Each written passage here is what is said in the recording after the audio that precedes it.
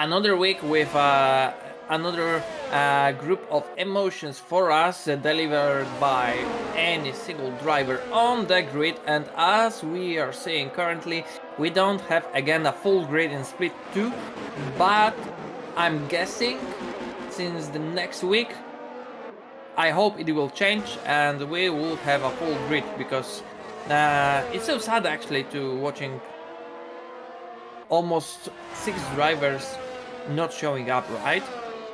Absolutely. There's always positions open here in FRL. If you are interested in joining, there are links in our Twitch descriptions, in descriptions on YouTube. There's links everywhere and good ways to get connected with us. We'd love to have you in on the league. It is Polish based, but if you're in Europe, definitely a good league for you. I'm in America, and I get the joy of commentating. So you get to have some racing to my voice every week. And hey, nobody's complained so far in the 3 seasons I've commentated. I don't want anyone to start now. Syntax, lap times. What are we looking at for pole here? It's kind of difficult for me to say what exactly time should be for the pole position here, especially in the Split 2. I can, of course, try to guess by the Split 1. It should be around 1 minute 16 seconds high, like 8, 9, something like this, maybe lower. But I will set in the Split 2 something like 1 minute 17.0, 1, 2, 3. It's just only a guessing, but I will say 1 minute 17. 117 is what we're looking at. And looking off of last week, Syntax, what were your big takeaways from Split 2 last week? Looking at the results here, we had some we had Mumamek, who came in P1, Nekshak, Kashti, Velix, Frederick, Maverick, Maku, Bimolino, Extract, and Wasserschwein were our top 10. Anything big last week that shocked you that you're thinking will carry over to this week? Kashti was looking very strong last week, and it looks like he's gonna win the Miami Grand Prix.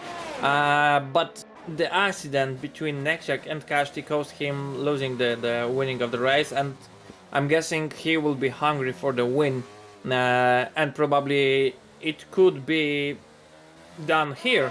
But of course, it's a blind proposing from me. Of course, it could change, and you know exactly how our shots could be difficult, and they not always getting catch on, especially when we're trying to say any predictions, right, for the podium. It's kind of difficult. So for me, I would say maybe Kashti will try to reach the podium again, but the rest, I would say it's gonna make from the race, because it's so difficult. Also, is it just the beginning of the second split? It's just the beginning for the new season in Fox's Racing League. We had only the one race last week, so I'm guessing we still have to wait for someone to show, like, for the dominance, as we had last season, for example, for Puhat, right? Right.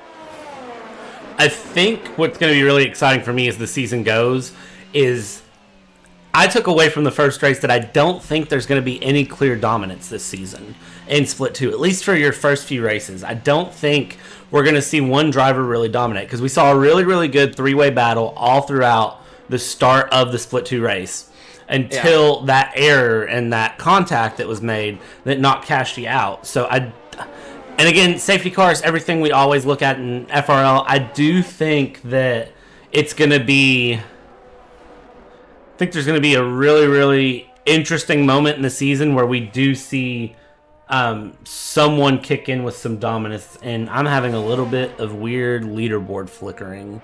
I don't know if you're having that same issue. Exactly the same issue. I think if you turn it off and back on, it helps. Yeah, I think it should be from the game, so we don't have to worry anything about it. Great. Jura just spun in the third sector, so probably he's another try for getting the hot lap.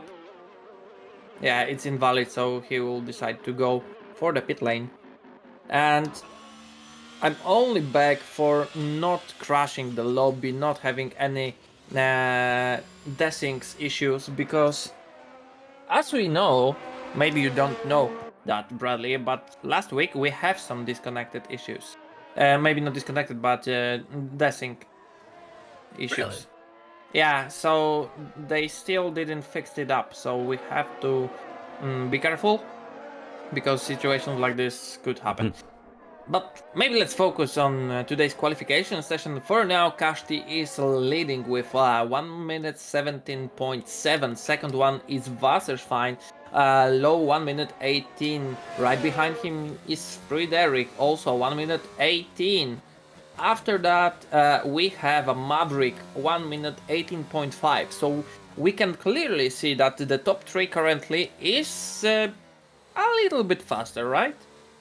Absolutely. I'm riding on board right now with Shack, who's on an outlap. The top three do have a good chunk of pace, and looking at sector differences here, of course, Shack hasn't put in a representative time yet, but if we look at someone like who we know is fast, such as Cass up in P6, and we compare his lap times, I mean, nearly a second difference. It's half a second in the second and third sector. It's really, Yeah. really impressive to see just what the difference in times is right now.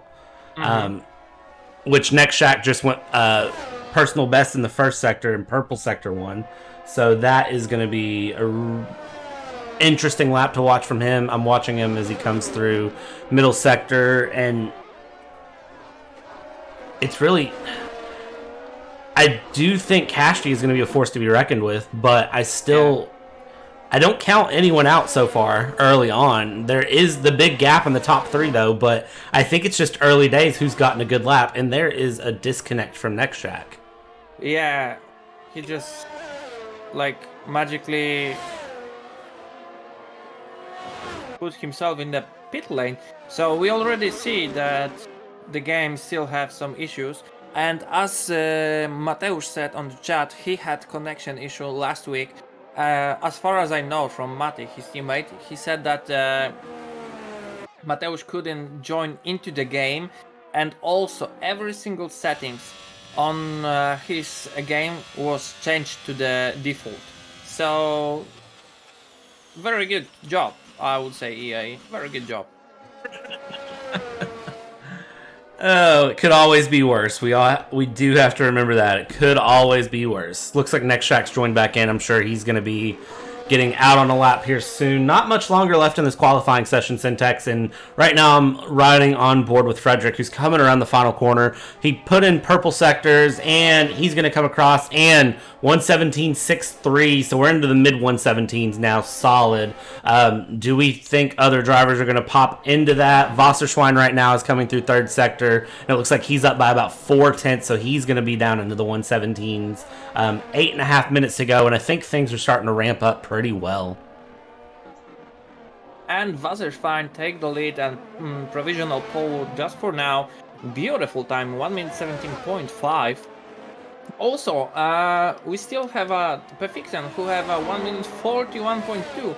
So Pefixian, as far as I know, he didn't touch the game since last month, so it could be a little bit difficult for him, maybe, or maybe he will shock us again with his very good skills of the driving. But Kashti just put himself on the provisional pole, 1 minute 17.4. Pefixian just improved his time and jumped into the 9th place, 1 minute 18.9. Times are continuing to ramp up here. 7.5 minutes left to go. Maverick's coming down through middle sector, turn 8, I believe, if I'm doing my turn counters right. And just impressive speed so far from everybody. They're faster than I could be, that's for sure. Which I believe we were talking before we started the stream, Syntax. You said 114, I believe, was like the top time in the world.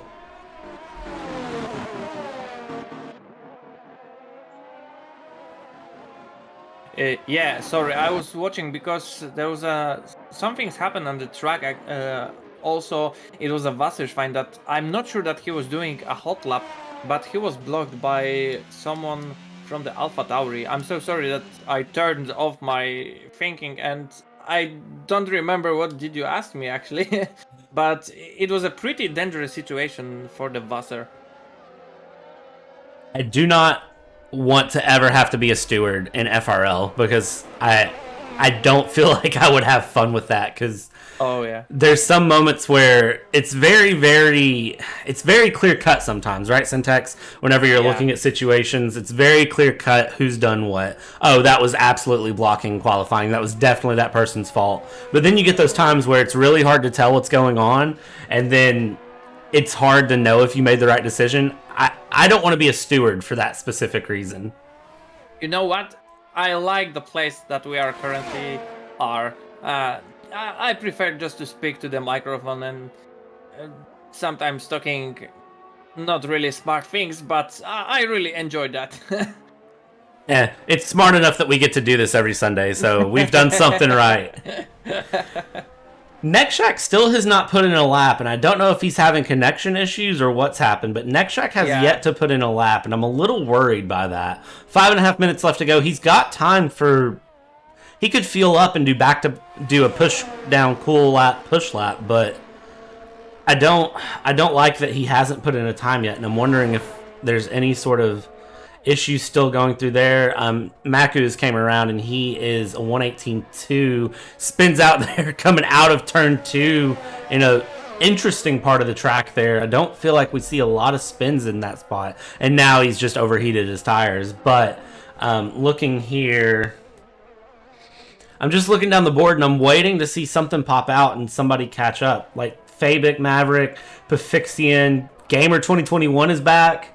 I'm waiting to see somebody just kind of pop out and pop up and try to compete with Kashti and kind of mix the grid up a little bit. Yeah.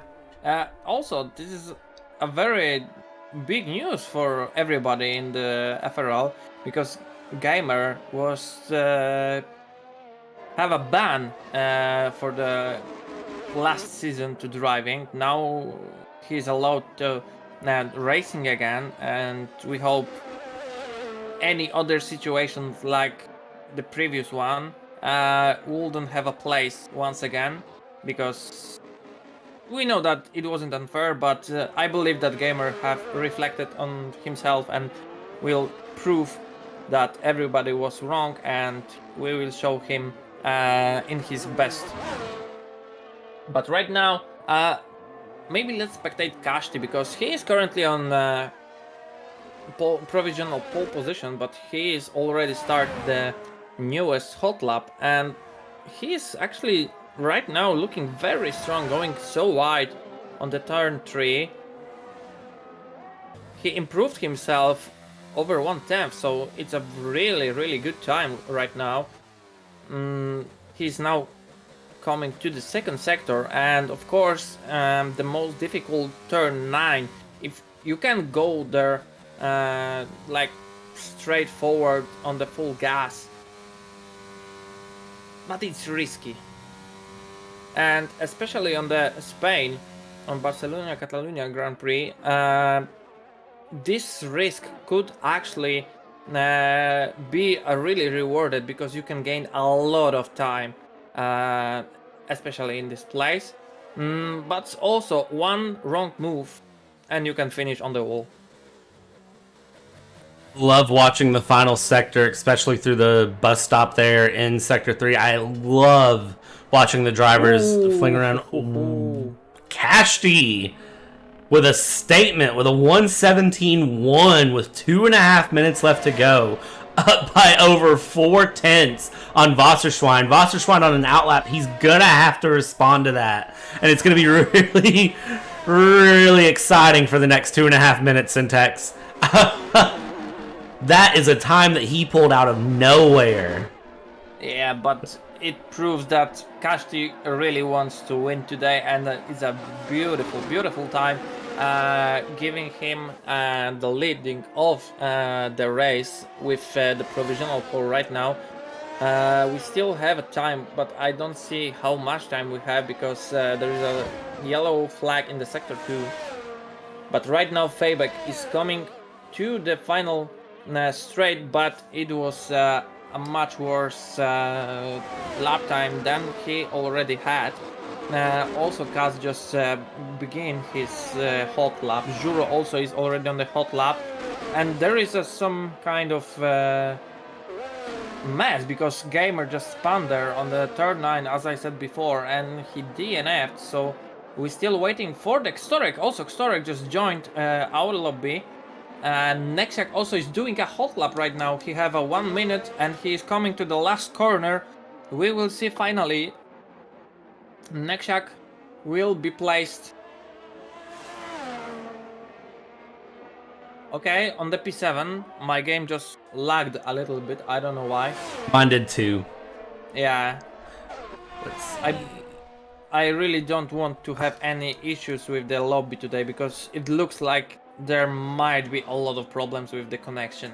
It seems like it. I'm having drivers jump around, but right now, next shack, P8. Syntax, just like 30 seconds left to go here. Everybody is out on flying laps. Wasserschwein here, we're going to see if he has an answer back for Cashie's 117.1 watching. He's in the middle sector right now. And I'm really nervous to see what Wasserschwein does. I believe that Purple middle Xtorek- sector. Yeah, Xtorek wouldn't have much time to finish his hot lap. Also, someone blocked his hot lap, so I'm guessing he will be starting from P14. Possibly. Yeah, he's not going to be able to put in a time now. Wasserschwein's coming around the final corner here. He went purple middle sector. Cashie's going to be locked into P1, but Wasserschwein is going to come across. Does he have a response? He does not, only improving by less than a tenth. So he's going to be locked in there into P2 at the moment. You've got Frederick coming around the third sector. Other drivers in front of him. Next Shack locks himself into P8. You're going to have the next driver coming across is going to be Maku, who locks himself into P5. We're watching Frederick come around the final corner here. And where is he going to lock himself into the Haas? Haas driver comes across. He improves not enough. He's going to lock himself into P3 here. Kushor is out on a flying lap, currently going through the first sector.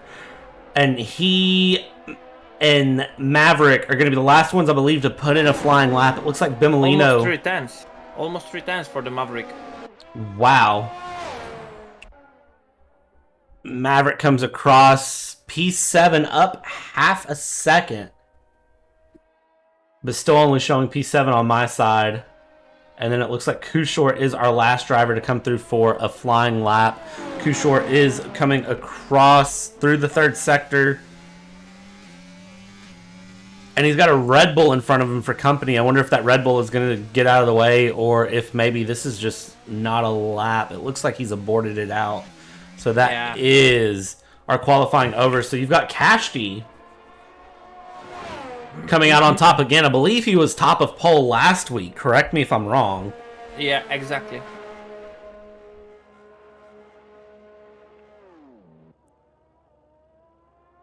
And for next Shack, that's really unfortunate. He's down in P8 because he is currently P2 in Drivers' Championship. And it's early days to talk about Drivers' Championship, but we saw last season that if you didn't start early, you were in trouble come later in the season. And I believe Cashy's going to be happy with this. That's going to put him front of the grid. He'll be able to get out and start and go. Cashy, Wasserschwein, Frederick, Bimolino, Maku, Juro, Maverick, Nextshak, Fabic, Cashed, Kushor, Pafixian, Gamer, Extra. And that is going to be the top 14. And then Velix, who didn't put in a time. Alright, Syntax, what are we thinking for the race here? Oh, I'm guessing it's going to be a very interesting race, especially that we don't have a previous winner of the Miami Grand Prix, Muminek. So I'm guessing the Kashti and Nextshak will try to put themselves on a very good spot just to close in general standings, in the driver standings, of course, for the better place. And I'm guessing it's doable to jump over the Muminek, but we will see. I'm really interested and curious how going the start move on. really, really excited to see how things start. Of course, no formation lap here. We missed that last week, and I think it's Oh important that yeah. we do the reminder that there's no formation lap here in 22 due to some issues that were found with it in with the tire temps. So we don't run formation laps anymore in the league. I missed that memo last week. A couple of drivers missed the memo last week. So just so everyone's aware, drivers, if you're watching the stream, no formation lap.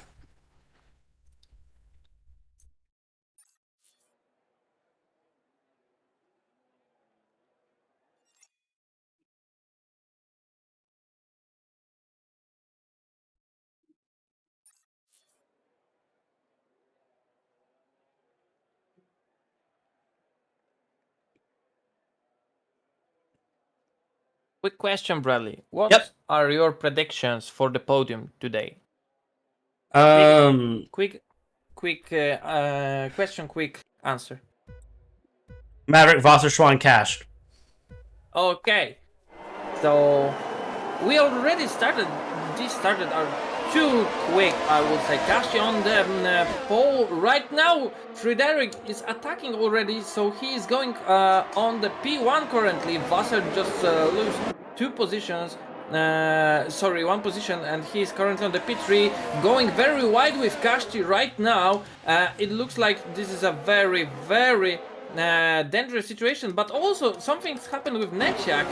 He is just standing on the main straight, It looks like and it looks disqualifications for the Nexiak.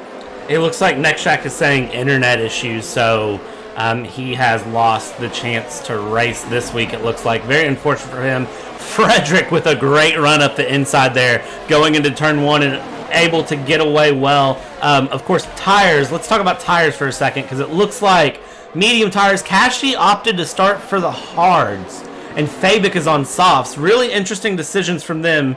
And for Kashi, it looks like that cost him the P1 at the start. Looking at a quick replay here, Syntax, if you want to look with me. Right off the jump, Frederick just dives to the inside there of Kashi, and before turn one is able to go around. The contact in the back there, it looks like between Maverick and Bimolino. It looks like Bimolino was on the inside, Maverick was on the outside, and I think Maverick just turned into him just from what I could see. It's hard to tell, but I think that was what happened. It was kind of out of camera.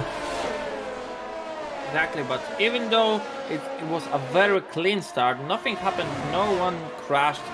And now we have a spun from Fabic, probably pushing too much, and right now he'll lose a lot of positions currently on the P13. So basically, every single driver just earned 1 position. Storek also with a beautiful overtake on Velix. Velix right now is trying to go inside, but exit is for Storek. A beautiful, beautiful maneuver here.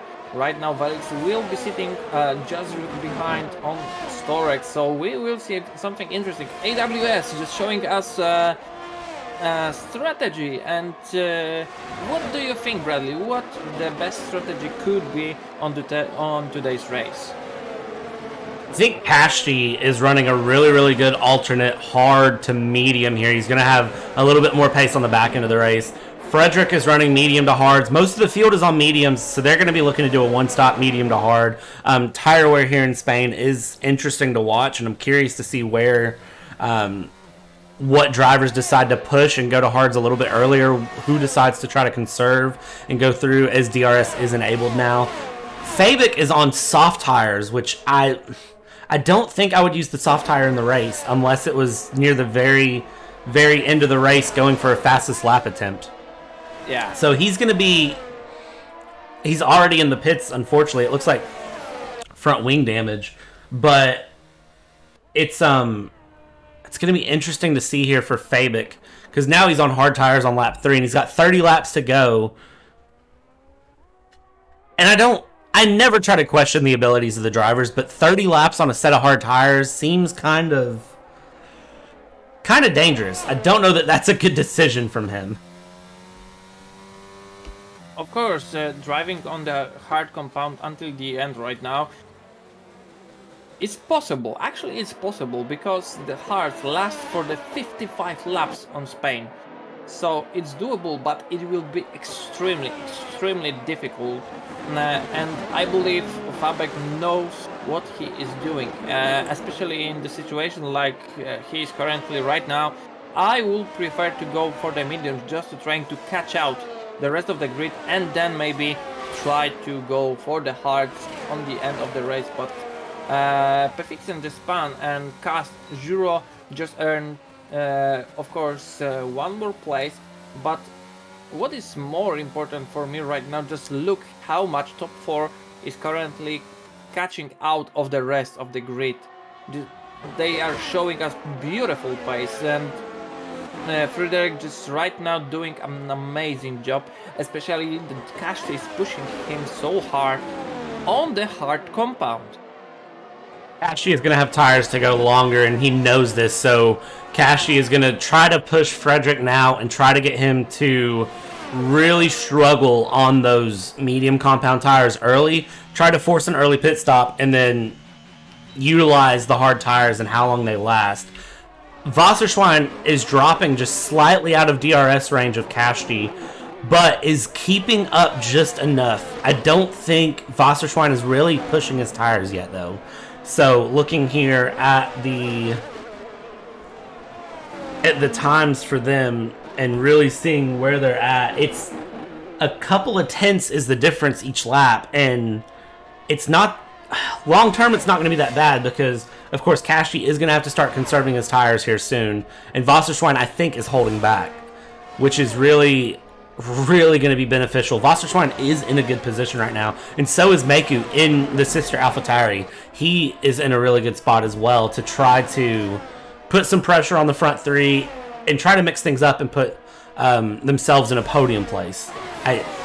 It's early days, and even then, looking at Juro, 3.5 seconds back, safety cars can mix everything up, so I'm not counting anyone out early on. Yeah. I can totally agree with that. And what is more, and what's funny actually about the hearts, until the usage of the hearts, until you have a 30%, they might be a little bit slippery, I would say. But after you will reach a 30% of usage of the hearts, they are getting a new life. And trust me, Bradley, you can drive on them a really long time. I was proving that 2 seasons ago that I am the master of the hearts, but what is more funnier, that I don't really like the hard compound. So the hard compound in this game is really strong. And I would say, of course, the newest regulations that you can choose whatever tire that you want in the race. But every single race right now will be like medium to hards, hards to mediums. And you will see the softs only, as you said previously, only in the situations like the very end safety car that will be worth to put the softs on. But like we will have a normal race without any safety cars, like of course normal. In the FRL it's not gonna happen, but the softs are kinda useless in this game. See, it's very unfortunate to me that that is the situation, because I love seeing the mix-up in strategy, and I'll tell you what I love seeing right now, this battle for P3 between Meku and Wasserschwein. Wasserschwein trying to look around the outside. Outside's going to turn to the inside here. They had a great battle through turn 1 and 2 there, which we'll look at in a second. Meku's able to defend it from Wasserschwein at the moment and hold on, but we're running back towards the front stretch here. So Wasserschwein is going to be right back on the attack, and we'll see. This is what happened when they were coming through turns 1, 2, 3, and 4 earlier, and it was just inside to outside, side-by-side battling all the way through. Meku was able to make it stick around the outside there on Wasserschwein. And I'm curious to see if they can do the same thing right now as they go down. It looks like Wasserschwein is not going to try to dive around the inside. He's going to stick back just a little bit, probably hold on for another lap or two. We've got a yellow flag, sector 3. I believe that is going to be... we've got a couple of yellow flags here. It looks like there's one yellow flag for Gamer. Pefixian. Gamer? Yeah, Gamers is in front of the Pefixen. Vixen is going wheel to wheel right now with the kosher. But right now, what I wanted to say, Velix just earned 8 places. Gamer earned 4 places. But Bemolino just lost 10 positions. 10 positions is a lot. But, of course, as you said, there's nothing that we cannot see in the FRL. Maybe there will be a safety car came out of nowhere and there will be a possibility for the Bemolino just to came back for the fight, for the points. But right now, it looks like the situation on the track just calmed down a little bit. But one more thing what I wanted to mention. Kashti have fastest lap on the hard compound. And the rest is... oh, just look at the times. 1 minute 21.2 is on the hards. The closest one is for the Frederick, 1 minute 21.5 on mediums. So these are really good pace from the Kashti, but my eye didn't catch out that something's happened to the Frederick and he's currently on the P6. Frederick ended up P6. I think I missed that somewhere. He may have spun somewhere, would be my guess. I missed it, unfortunately, whatever happened. I've been absolutely... Whoa. There was a really dangerous situation between the Cast and Frederick. Frederick just almost spun. I believe Cast just wanted to attack Frederick and he also spun, but the second span was a much brutal Cast the end of the race and he will not finish Grand Prix of the Spain. A very unfortunate place to spin too. I know I have a video somewhere of JJ in season 3 spinning in that exact same spot. It wasn't JJ. I'm curious to see though what happened there. You said you were watching that, right, Syntax? Yeah. Frederick just went a little bit too wide on the right apex and he lost the control, go to the left on the ground, but somehow he managed to save his car. I didn't saw exactly what happened to the Cast, but I believe it was exact same situation. He tried to put a little bit faster on the throttle and then cost him a spin, of course kissing the wall and ending his race.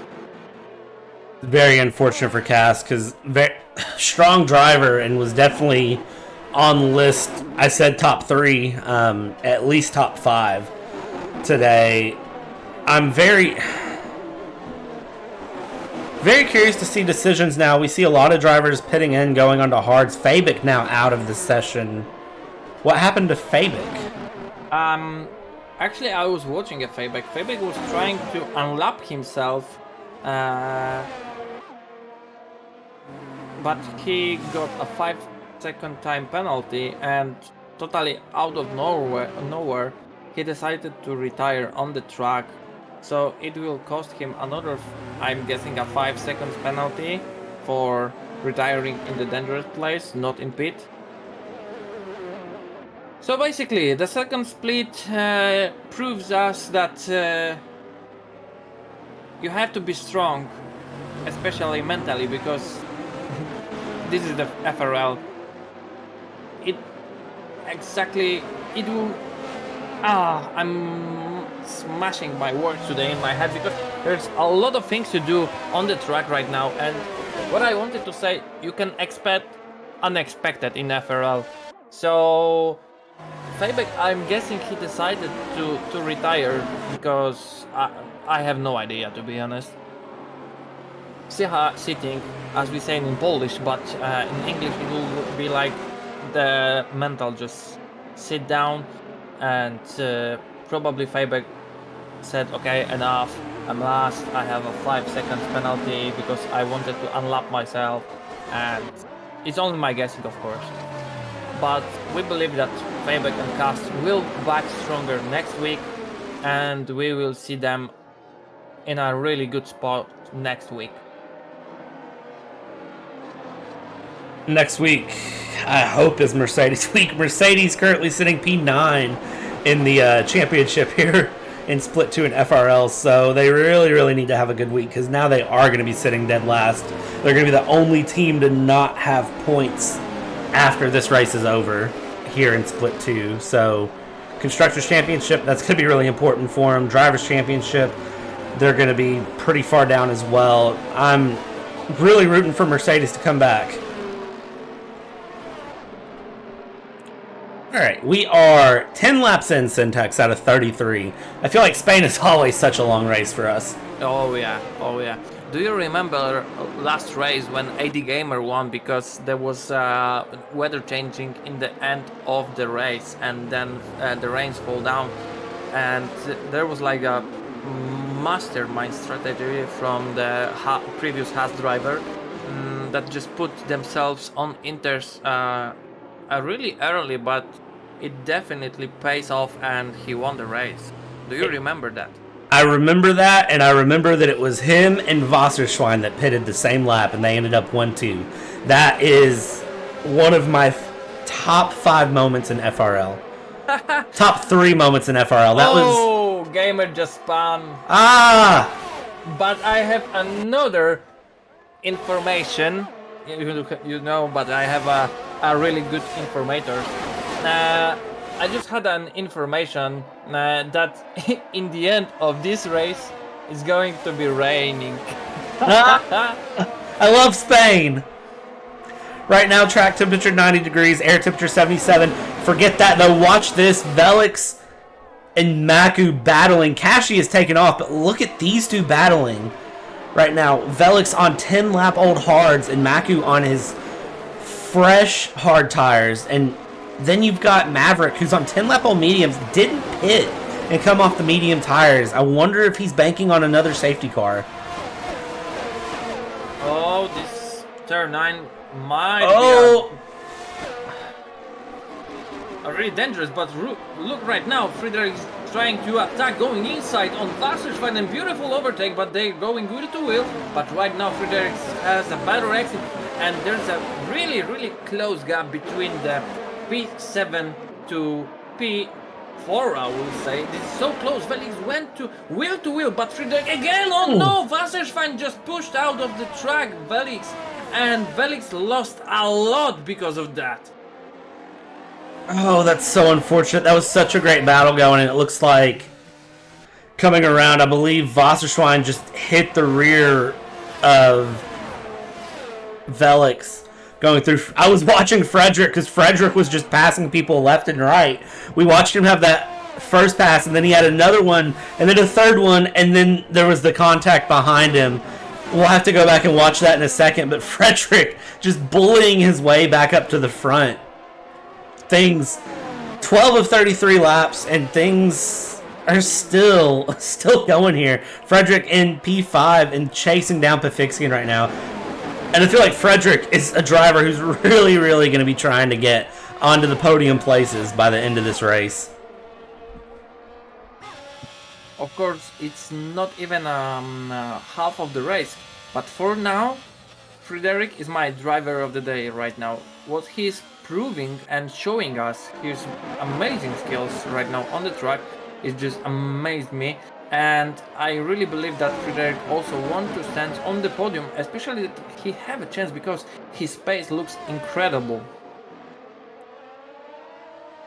It's amazing to me the difference in qualifying and race pace from some drivers. Kashi, of course, pace all the way around. A 121 there, setting a fastest lap on 12 lap old hard tires.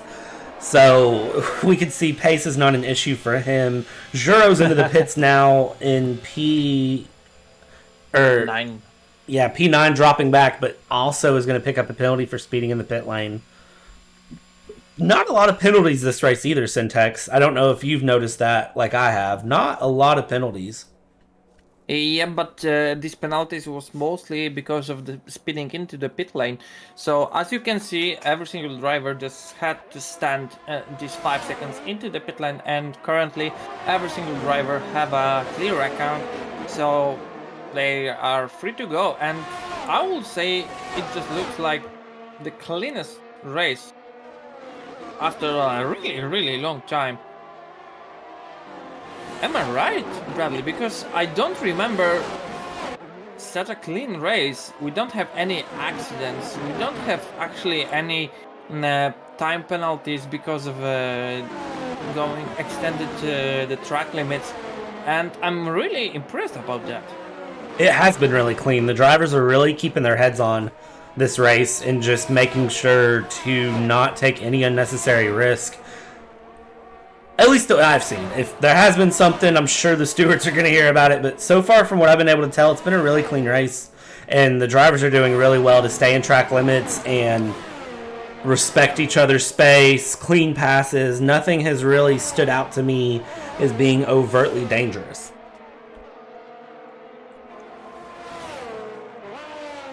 I'm mostly right now, after that we received that information about the rain at the end of the race, I'm really waiting for that because it could possibly change the whole situations of the grid. As always, of course, I know that I'm repeating myself, but it it really shows how the sport actually be unpredictable, because one single thing could possibly change the whole race. And I will say it's beautiful.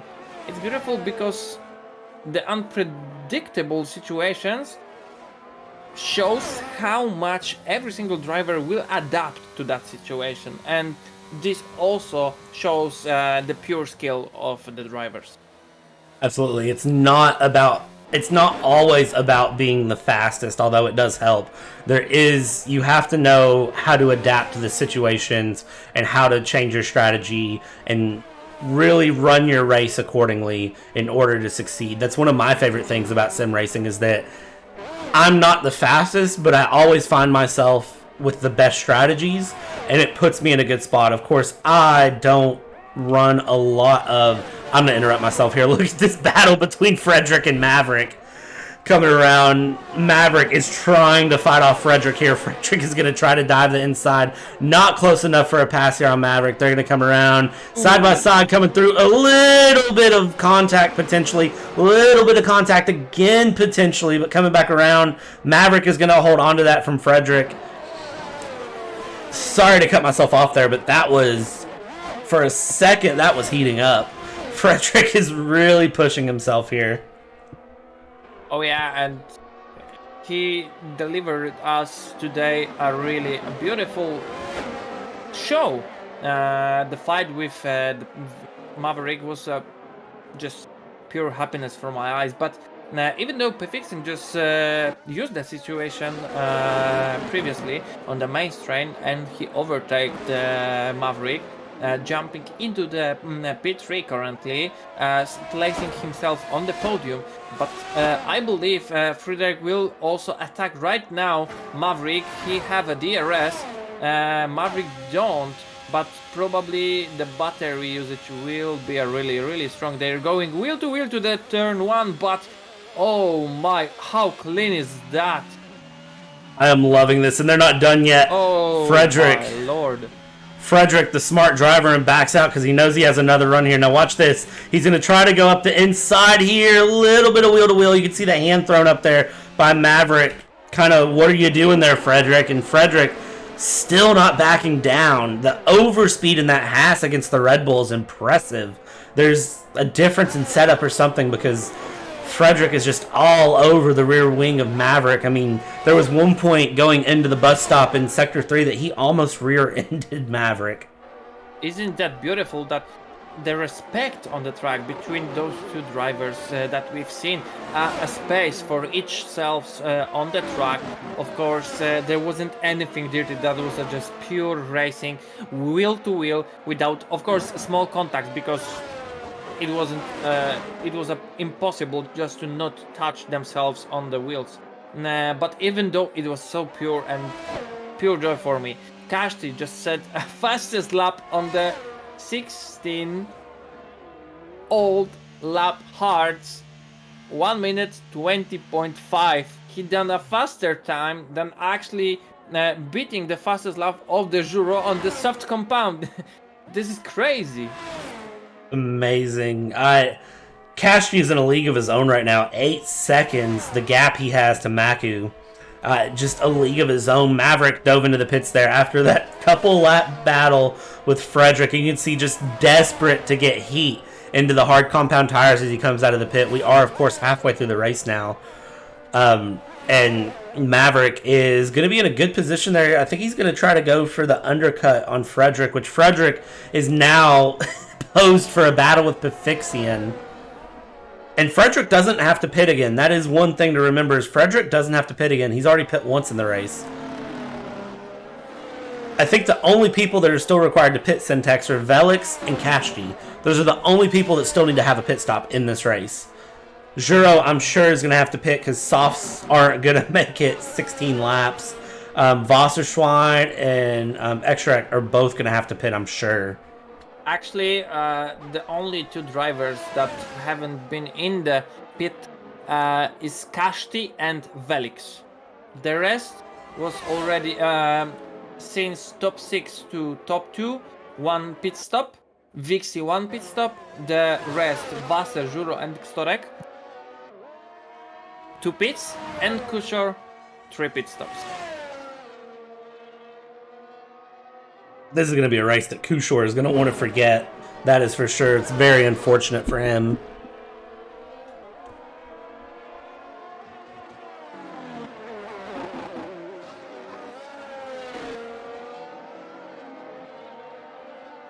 Bradley, do we have any issues, or can you hear me? I can hear you. Can you hear me? Yes, because Okay, I good. didn't know that the pause was especially for the race, just to pure joyness of the racing, and we make a little space between the commentary, or I have some Discord issues. But if everything works, I'm glad to hear that. And just we can look for the Frederick. He is the closest right now to the Pafixian. He's a much younger heart. Right now, 4 tenths behind the Pafixian, and he will be in the DRS. Probably Pafixian will be using his battery.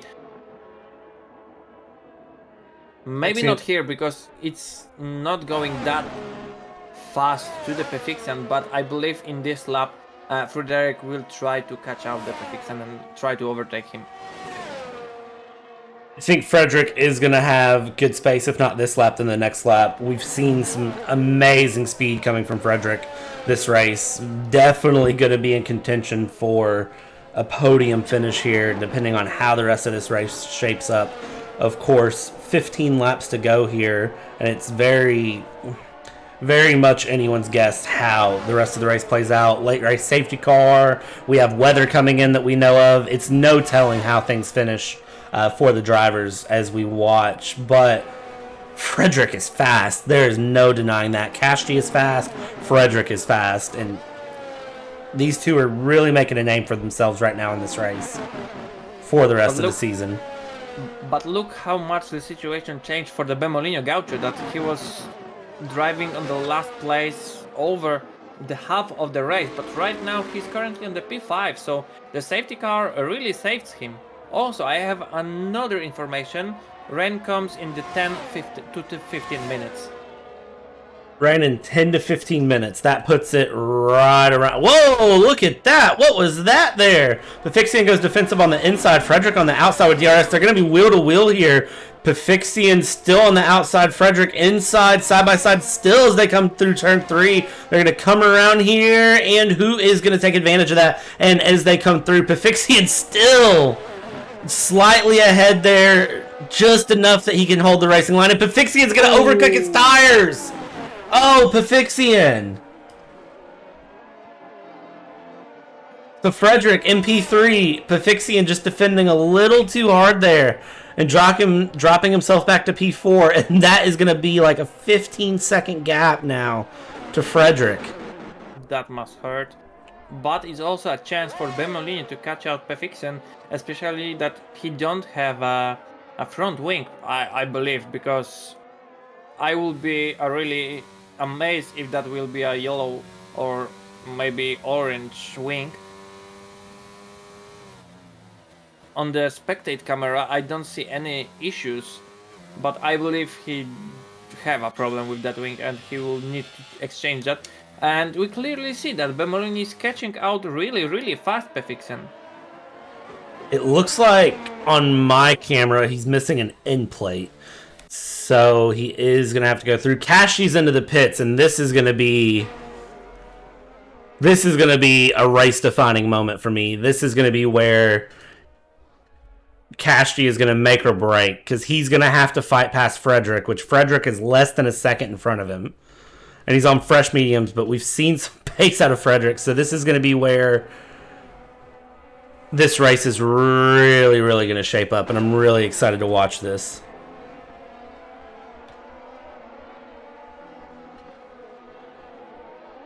Alex also is very close to the Wasserschwein. We will see probably a close fight between these two drivers. Felix is already on the 20 lap old hard compound, so it might be a difficult. But even though Wasser is on the 17 old lap medium compound, so I don't know which situation is worse, to be honest. Maybe Velix and Wasserschwein. Hards are hopefully still kind of holding on right now. There's no telling what they're doing. Looking at tire wear data here, Syntax, this is something new we've got for this season. Tire wear data for Velix. Mid-30s in the front, mid-40s in the rear. So he's really pushing those hard tires right now. Because Frederick just spun in the last corner and Kashi took advantage of that. He just catch out the DRS and he overtake him. That's all I wanted to say. But Vixie also overtake Gamer. Gamer is going to the pit. And we can go back to the percentage usage of the tire. Yeah, Velix, his tires are about a third to halfway done for. So that is, for Velix, it's going to be really important for him to conserve, but also Wasserschwein, I'm sure his tires are significantly worse. Can we check the tire usage of Wasserschwein? He doesn't like his tires. It says his tires are brand new, which I don't believe is accurate. Oh, okay. 18 old laps. Medium compound with 0%. I would love to drive on medium compound like that after 18 laps. I would too. That sounds like some endurance racing, which is kind of up my alley, but I don't know that you could endurance race in a Formula 1 car. That doesn't sound comfortable. Kashi, fastest lap again. He's flying today.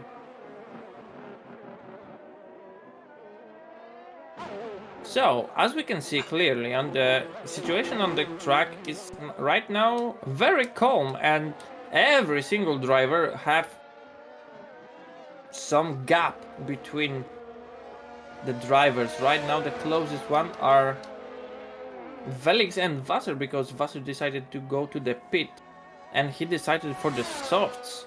Probably this is a strategy for the rain that it will come, of course. But even though the closest one, I believe, will be Kashti on the Maku. 2 seconds gap between them. And I believe maybe in the next lap, Kashti will close to the Maku. Kashti have a fresh pair of mediums. So I believe it will be a very good situation for him, especially that even though the rain has to come, we will see how far it will come, because if it will raining as we had a rain last week in the Miami on the last 2 or 3 laps, yes. we had a rain. The situations for the drivers wouldn't be very good just to go for the inters, so maybe they will decide to stay on the current compound. 2 seconds faster Kashi was than Maku last lap, so we're getting the time. If you were to believe the AWS, if I had the AWS prediction for the battle to overtake, it would say this lap in 0%. issues Ooh, because this is going to be dangerous. Wheel to wheel. Oh my lord, what overtake was that, Kashti? she with Are you amazing crazy? grip and those medium tires just threw it around the corner and knew it would stick. That is car control if I've ever seen it. That was amazing.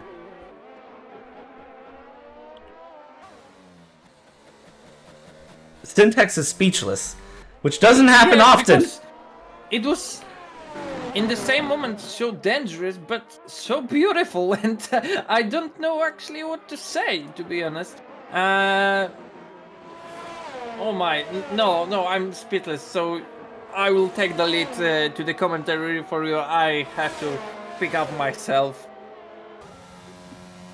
Watching here, 300 kilometers an hour by the end of the first straightaway, and I want to ride on board for a lap with Kashti. If anything crazy happens, we'll jump to it, but I just want to ride on board with Kashti for a lap and just enjoy this, because this is prime driving coming from an amazing driver. And we talked about Kashti's experience with F1, who some of his teammates are, some of the people he's raced with and that he competes with, and it's when you put all of it in perspective, it makes his driving make sense. It makes sense to me that he is such a strong driver, and avoiding those sausage curbs is very essential, I think, for him. And that is where I think a lot of his paces is he knows just where the edge of track limits is and where the edge of the ability of his car is. He's putting in an amazing lap right now, Syndex. And I think this might, since he's back in clean air, this might be a fastest lap. And he's probably going to continue to knock the times down for the rest of the race. It's like, Kashti, you can calm down. Bro, it's like, you have already every single hot lap that you put yourself on, and we will see another hot lap? No, it was actually 8/10 slower than his previous lap, but still a very good race pace from the Kashti. Very good qualifying lap. So I will say it was a really good performance from Kashti. Of course, we still have 7 laps to go. The clouds are coming over the Catalonia-Barcelona track. And do you believe that it will change the situation and it could be a very problematic situation for the drivers? 7 laps ago, so at this point, if it starts raining now, they're going to pit. If it starts raining too close to the end, I don't know that anyone will. I think people might try to just risk it through, which will put us into an 80 gamer situation. And I'm very unsure what the best way to go is going to be for these drivers as we watch. Track temp has came down a little bit there looking at the current conditions. It's now cloudy, 73 degrees air, 86 degrees ambient, 30 degrees Celsius. Track temp very cooling down a bit, and oh no, Kashti! No! What was that? Oh, and now he's gonna be under pressure by Maku, who's gonna just dive around the inside here. Oh no! Kashti still have a DRS. I don't know from where he have this DRS, but another wheel-to-wheel fight. Kashti going inside, but Maku right now on the turn 3 have inside, but look at that speed from Kashti. That is my. How did Kashti do that with his tires overheated though from a spin? That is amazing. That is. Look how fast he is coming in front of the Maku. How? Also, Syntex, he had DRS because he was behind his teammate going through the detection point. His teammate is lapped. So he got lucky and got DRS there. But then spun. I just wanted to ask, how much luck can you have? As we can see on the example of Kashti, he spun, and even though he had a DRS and opportunity to fight for defending his P1 as he's shown us, and he already had over 1.5 seconds in front of the Maku. This is incredible. I think we need to make it that Kashti can only run hard tires until the final lap and has to pit the final lap of the race. I think we're going to have to do something with that. That is a situation Max Verstappen just spun and the memes was, okay, I just have to check where are my opponents are, and Kashti just done something like that. That was amazing. Let's jump back here. P3 Frederick, 0.3 of a second off of Maku. Maku, look at the speed difference. I was saying 2 seconds and now it's 2.4. Where is the speed difference there from Cashew and Maku? Frederick, half a second back right now. And then you've got, it looks like that is the lap car Gamer that they've went past. Behind them, just kind of hanging out. But this battle right now is not done. And Frederick does have a penalty as well. Frederick, the only driver right now with a penalty, which, unfortunately for him, depending on how this goes, it may make the difference for him just between P2 and P3. Because there's 20 seconds the difference between the top 3 back to Bimolino. The gaps are crazy today, Syntax. I cannot believe the gaps that are forming here. 0.2 of a second right now. Maku to Frederick. Look at the just look at the speed difference. It's insane to me.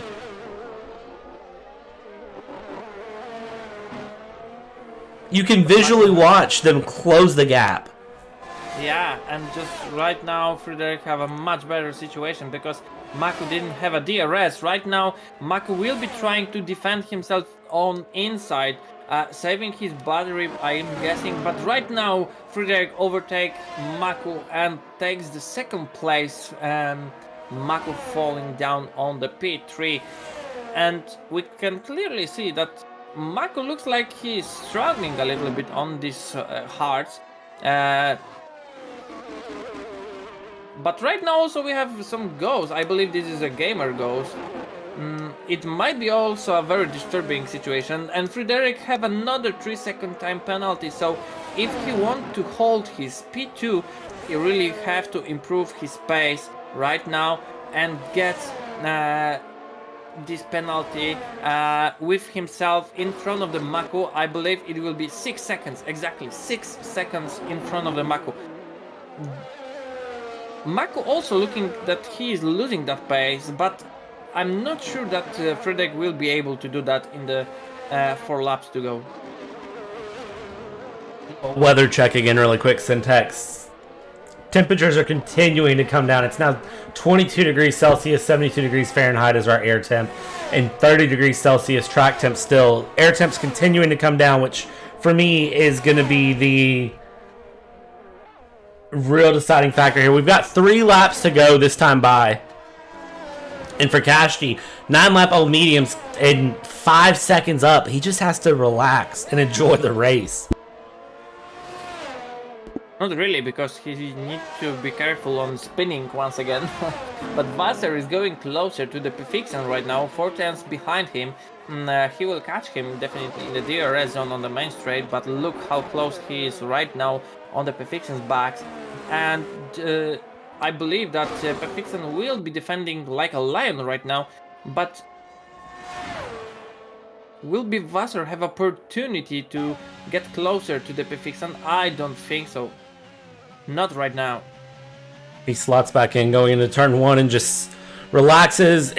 Few laps to go. There's no reason to take any risk and potentially ruin your race. He knows he has the tire advantage. He knows he has DRS. It's really just a matter of kind of holding on here. He has a little peak around the outside, but not enough in order to hold onto the place.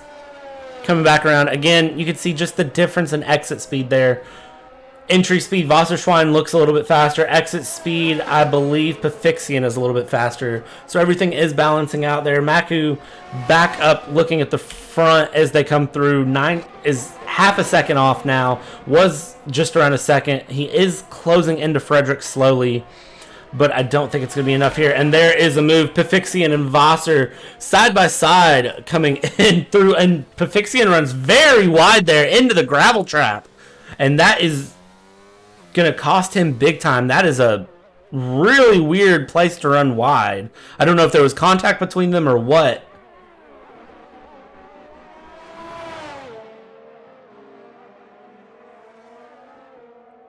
And then looking through it, looks like Gamer has spun in Sector 1 coming out of Turn 4 going into Turn 5. A really weird spot to spin as well. There's no rain falling yet. Only a couple laps to go. It is raining right now, I can see. There we go. Now I can see the raindrops. So this, 2 laps to go. A lot of drivers on super old hard tires. Bimolino and P4 on 29 lap old hards. This is about to get really, really risky for the drivers.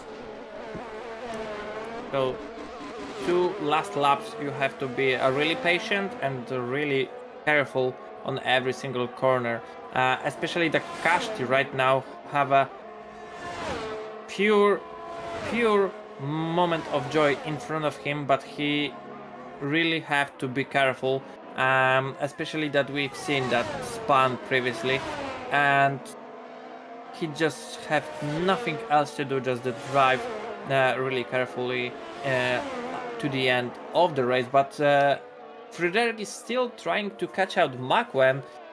Do we believe that in the next 2 laps he will overtake him? But even though he have this penalty with the 6 seconds with additional time, even though Bemolino have 25 seconds time gap between him and Frederick, so Frederick will be standing on the podium. Nevertheless, Maku also, but in the current situation, Maku should have like the spin, and then only Frederick will have any opportunity to jump on the second place. I don't see any other scenario. That is still possible to happen, though. 1 lap left to go here. Kashi just now crossing the start-finish line as P2 and P3 are coming out of the final corner here. And it is raining, so it is possible for a spin to happen here. I think the big story here, Syntax, is that I am not allowed to make predictions anymore. Every driver I've predicted has not ended up super great so far. I don't even remember my predictions. I just remember Cash and, of course, Cash DNFing out. You said Kashti and Frederick, that's I'm sure, but it was probably Kashti, Wasser, and Frederick, I believe. I think so, yes. But as we watch here, Kashti dominating race. It can be said dominating race. Nothing crazy happening. One little slip up that I thought was going to cost him and was able to recover like it didn't even happen and go again. A little bit of luck there as well. Frederick, amazing race. Some great battling all the way throughout. Maku, great race from them as well. Just relaxed, very, very calm race. And Bimolino, I mean, 31 lap old hard tires. Pretty poor start, but able to recover, hold onto those hard tires, and get all the way into P4. Even if it is a 40-second gap to the leader, it doesn't matter. It's still P4 on track. So as we watch here, Kashti crossing the start-finish line. Kashti is going to claim the win here in split 2. We're going to watch Maku come around. Final corner, Frederick backing out just a little bit there, knowing he has those penalties to be applied. Maku P2. Frederick celebrating really hard there. Very, very happy with a podium finish from Frederick. Definitely deserving a driver of the day. Bimolino and Maverick are going to be coming around here, the 3rd sector, and we've got some of the lap cars coming through, Kushor, Extrac. And for Bimolino and Maverick, half a second the gap right now, closing down a little bit. Is Bimolino going to be able to continue to run away? Gamer retiring out of the session, it looks like right at the start finish line. Spinning at the start finish line, I see. But Syntax, that was a fun race. Yeah, and it was actually a pretty enjoyable race for us as a commentators, and it was a very stressful moments, as we've seen.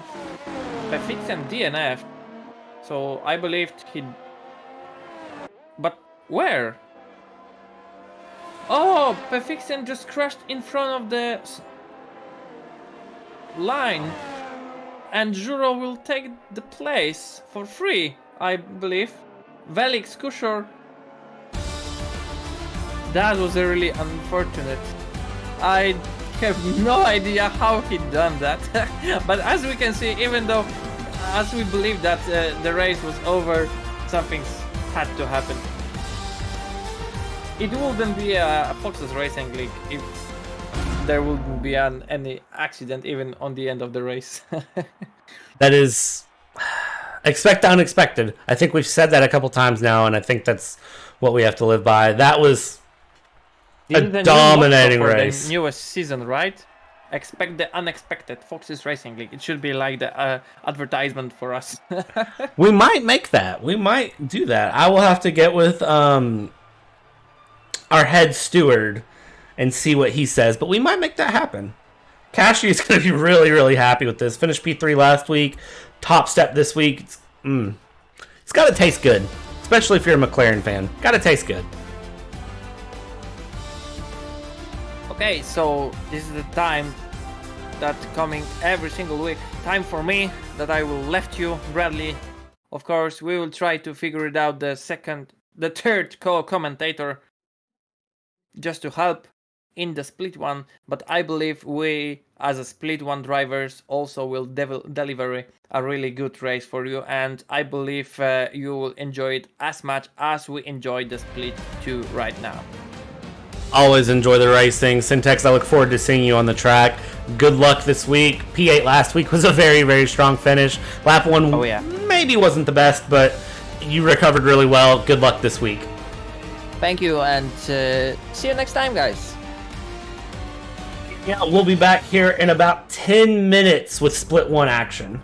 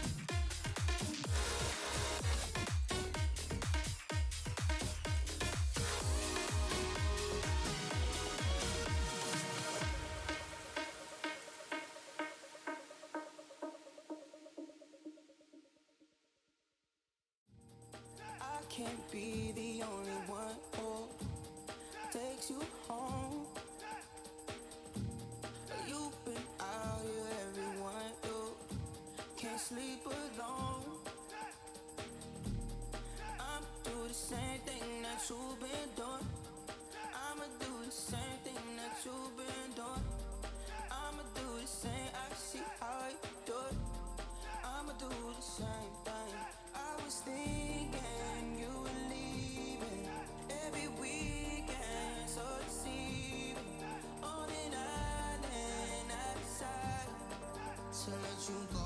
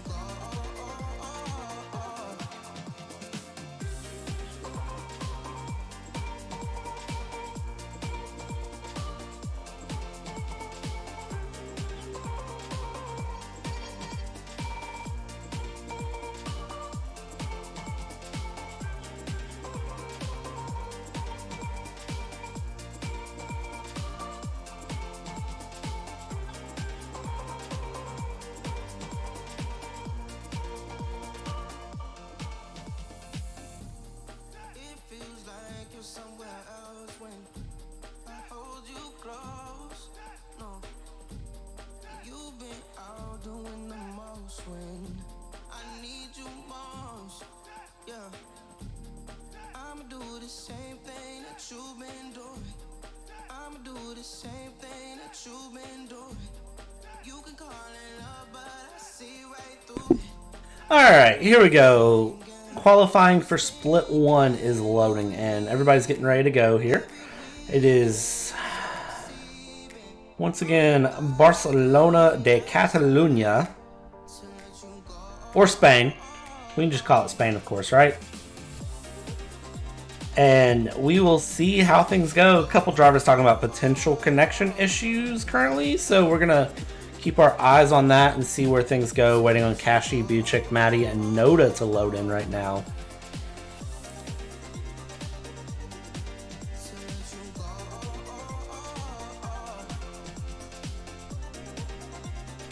And of course, we saw 117 was the pole time in Split 2. So Split 1 here, it's going to be really interesting to see where they end up and how things go.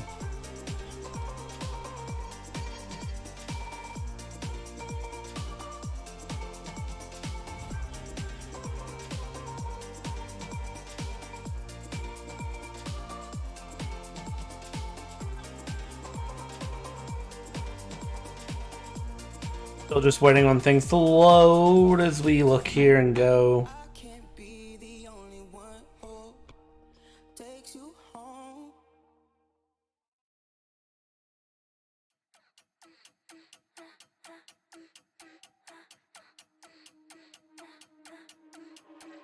Money, power, beauty, fame. Choose your weapon to beat the game. Money is power, and art is fraud, and love is just from God. Money, power, beauty, fame. Choose your weapon to beat the game. Money is power, and art is fraud.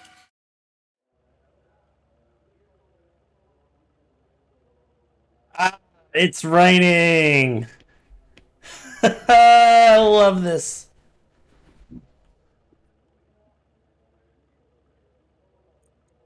So we'll watch here and see what drivers decide to do what here since it's raining. This is going to be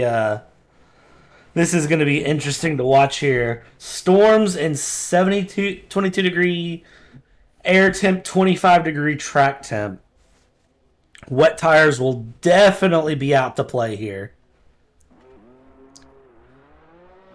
As we see, it looks like that is... I don't know who that is. It's the first one to come out.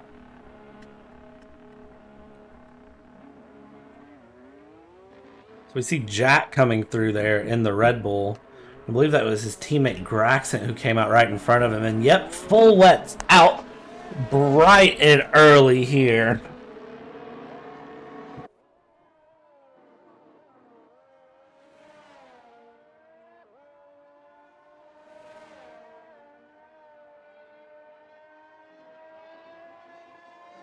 We'll see here as times start to go in who decides to do what. But Red Bull opting very early to get out there and go out for the wet tires. Of course, we know 116, 115 would probably be pole time here. And ooh, look how slick it is there just for Graxent.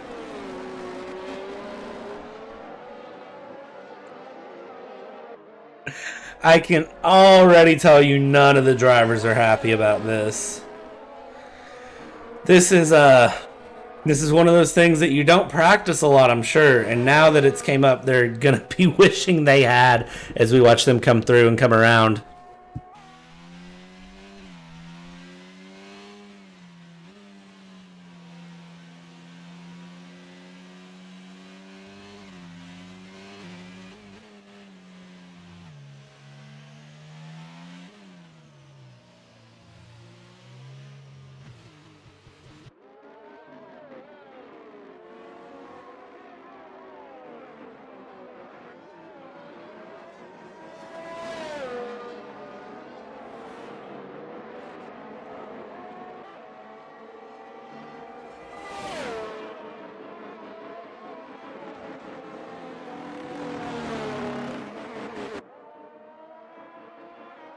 Jackson coming through first sector here, not looking half bad. One of the Ferraris spinning in the third sector. It's either Debe or Buchik. Thankfully, neither of them on outlaps here.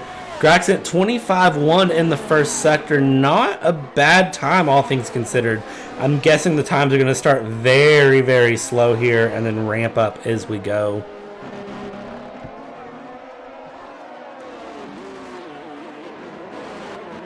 And John Meister is going to be out of the session. It looks like spinning on the start-finish line. Very weird spot to be out of the race, or out of qualifying, but he is. So for John Meister, that is going to mean that as long as everyone else puts in a lap, John Meister will be starting dead last. Grassett coming around at a minute coming through the middle sector, so not bad.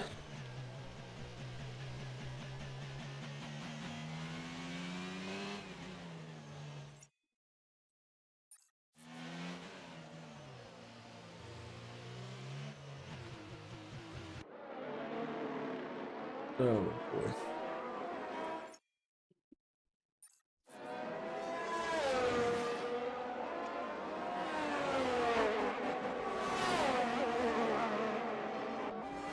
So Graxett came across for his first lap. Frederick comes across right behind him there. 8/10 up. And then Graxett is going to have a big spin there.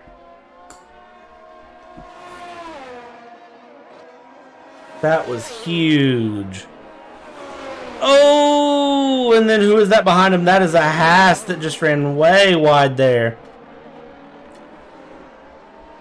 That was the Haas of Puhash going real wide. And now we're going to jump on board here. Ferrari Buchik comes across, puts in a 1:33.0. Times are all over the place right now. Debe is starting on a flying lap. I know everybody's been rooting for Debe. Couple drivers on intermediates there. It looks like Maddie on outlaps and Syntax on a flying lap on intermediates. Very interesting decision there from them, and I'm curious to see how that's playing out. We'll watch Syntax here on the intermediates in the AlphaTauri, and he seems... Can't tell if he's slower or faster, really. We'll kind of look here.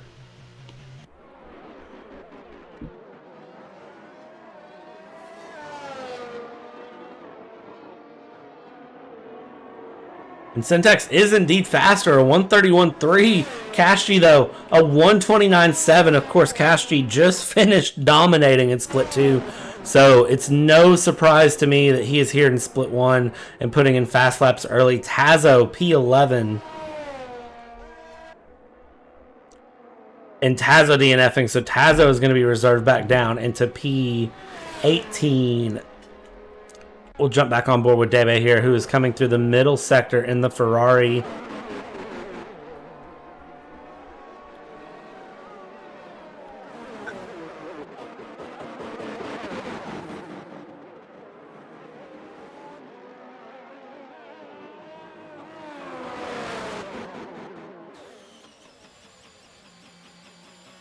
And then watch as he comes through the bus stop here. So just timid. And of course, this is a very slow lap from Debe.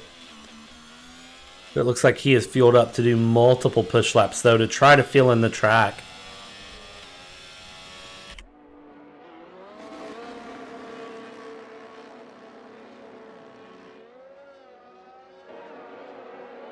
Well, 144 the first time in from him, and it looks like, I'm guessing a lot of drivers are about to attempt the intermediates. Matoush and Maddie down in P16 and P17 going through on intermediates at the moment. And they are looking pretty strong as well, just watching them. It's really, really treacherous track conditions, and I don't see any signs of it improving. Matty puts himself P3. Noda, it looks like, is gearing up for an intermediate run. Same with Barthez. Matoush is on an outlap.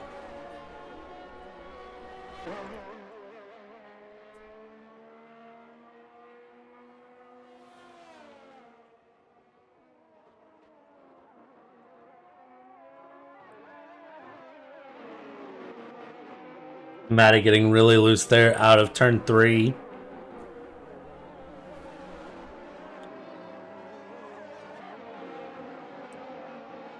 Sanquinor here on an outlap coming through the third sector.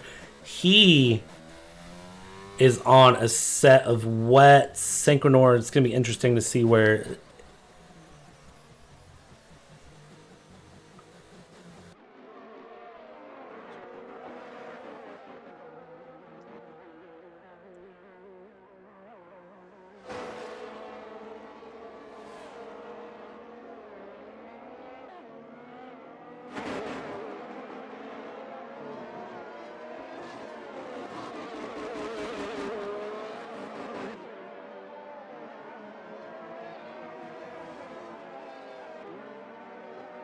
Well, a big drift there from Sanquinor, but able to hold on to it.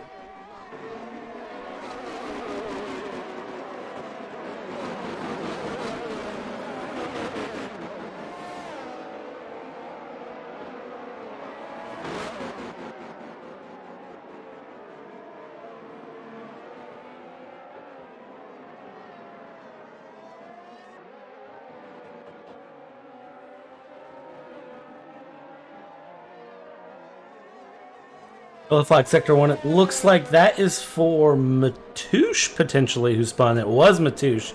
Matoush is going to come back around, get back underway, though, and thankfully, not too much of a hindrance there, but the intermediates kind of not working there. As you can see, Syntax even opting to go onto a set of wets now on his outlap, and we'll see if the wets are faster than the intermediates. And Pujols spinning there, his teammate, or sorry, not his teammate, the Haas driver of Pujols spinning. And that is going to be very unfortunate for him. Unfortunately, a bad spot there, and it looks like Matoush spinning in the middle sector as well.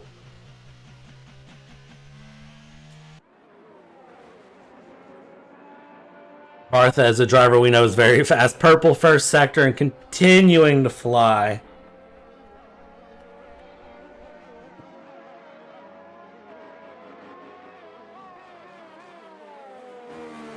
We'll keep our eyes on Barthez here as he goes through. The thing that is concerning me right now is how severe the spread is to the field, because that is a significant lap spread. Of course, weather not improving at all. Still 22 degrees Celsius, storming, 24 degrees track temp, just not improving in the least bit.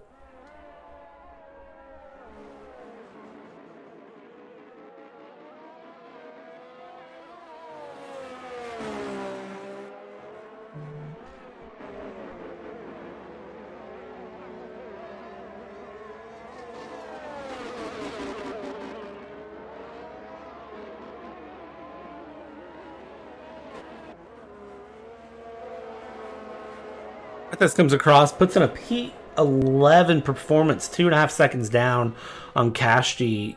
I can't get over how impressive that time from Cassidy is. Syntax, we'll jump on board with Syntax really quick and see where Syntax is at.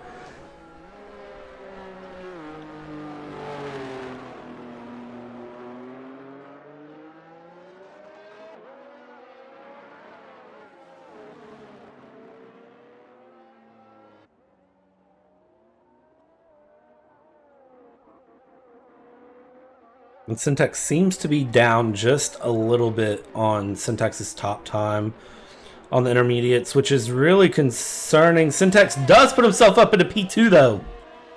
0.6 of a second off of Cassidy, but good enough for P2. That is impressive there. Maddie DNFing out. We're going to have to see who can improve good enough there to get a time in. Frederick coming around here.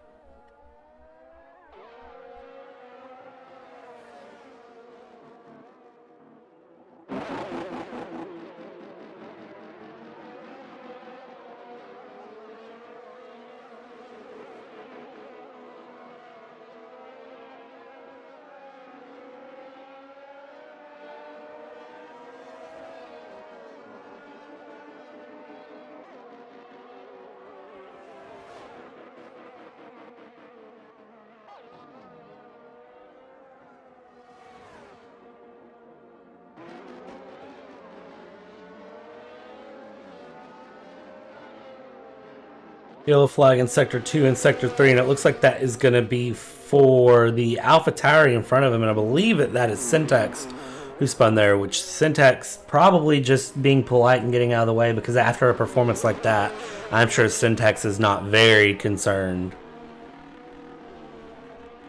At the moment, Frederick coming around. Oh! Little bit of connection issue there. Thought he spun. Frederick is a 131 good enough for P6.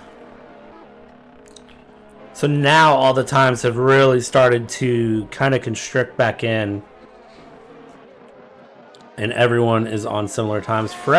Ignis on a set of intermediates, losing that lap, unfortunately.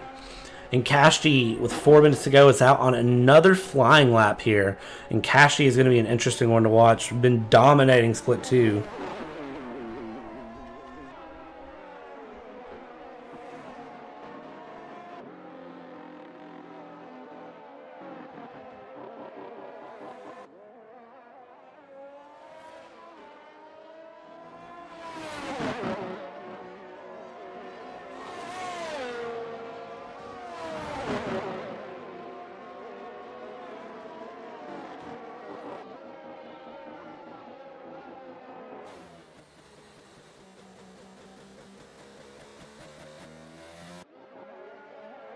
Ashley coming around, wet tires again.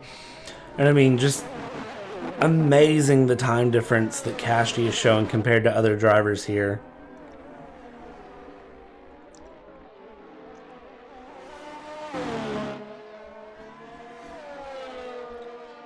And Cassidy actually ending up in the wall there. I don't know what that was about, but that is unfortunate. See a quick replay of that, spinning there in the end and just going straight into the wall. That's very, very unfortunate for Cassidy.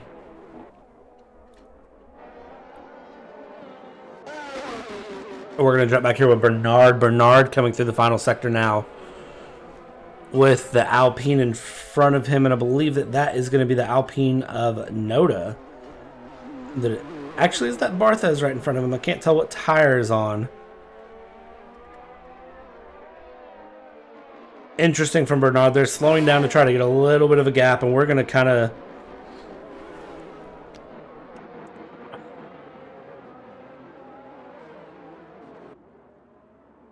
watch here what happens. Still pulling 300 kilometers an hour going through. Cassidy retiring out of the session here, so that is going to be Cassidy's qualifying session over, which means it's up to anyone who can to try to knock Cassidy off a provisional pole. No defense that can be had here. 2 minutes left to go. Bernard coming around. And the weather looking like it's letting up a little bit. Syntax coming out of the pit lane for an outlap, slotting in there. Razor is going to be coming around and starting a flying lap here. A minute 40 left to go, so Razor is going to be the start of our final flying laps, and there is traffic galore on the track.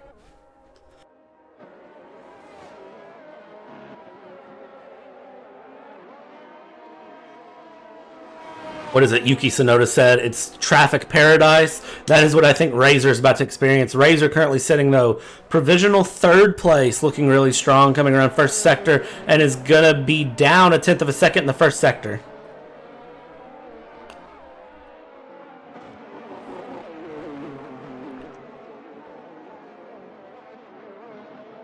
Not really improving there. A minute left to go, and everybody but Syntax and Frederick are on flying laps at the moment. Bartosz in the pits. Bartosz is not going to be able to put in another lap here through the rest of this. Bernard into the pits. Bernard compromising and sacrificing there for a 131.2. You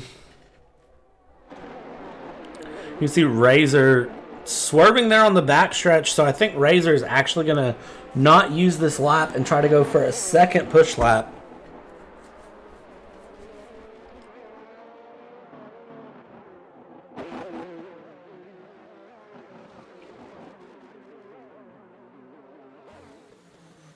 I'm just watching here because this is very, very gutsy decision if so, because if anything happens on this lap for Razor, this is going to be qualifying over here. We're going to jump on board and ride on board with Syntax as we watch Syntax come through and checkered flag drops. Bernard's locked in. Bartosz is locked in. Let's watch and see who comes through. I can see there is Ignis, who's going to be the first person to come through and finish out a lap. And Ignis is looking like they're going to be down just a bit there through the final corners on intermediate tires here. Ignis is, and they've done multiple push laps. Matoush is going to be out of the session there in Sector 1. Ignis comes around, puts himself into P5, so a good time there coming from Ignis. And then Barthez is going to come around, puts himself into P10. Behind Barthez is going to be Jack. Not Jack. Jack's teammate Graxent. Graxent P9. Graxent retiring out of the session there. And now we've got the big thrall of cars coming through. You've got Syntax coming through, who it looks like has had to deal with some traffic there from the Alpine of Noda. We'll see if Syntax can improve any. Put himself... Oh, improves just not enough, up nearly 3/10, but it isn't enough to bring himself into provisional pole. You've got Razor and P3 going down through the order. P11 there is going to be Jack. P13 is Buchik. And Buchik, whose lap is over. P11, Jack. Kashti is going to be through. Debe retiring out of the session there. And that is going to be your qualifying over. Razor's into the pits, so there it is. Syntax with a very good P2. Razor P3. Kashti, though, on top again. Dominated split 2 and decided to show up to split 1 and have a little bit of dessert, I believe.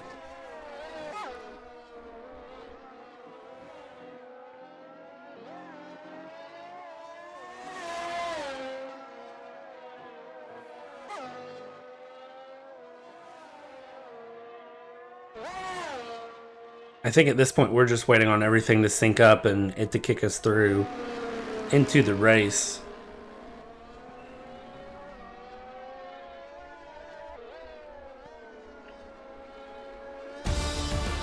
And there we go.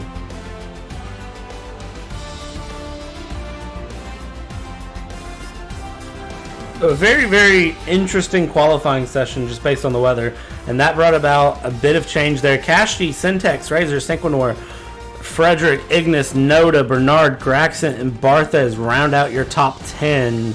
So, and then we go through Jack, Matty, Buchik, Bartosz, Puhash, Debe, Matoush, Tazo, and John Meister are going to be your 19 drivers that are going to advance into the race in your starting grid. Of course, no formation lap here with the race, so we will be right back whenever we're getting ready to go green.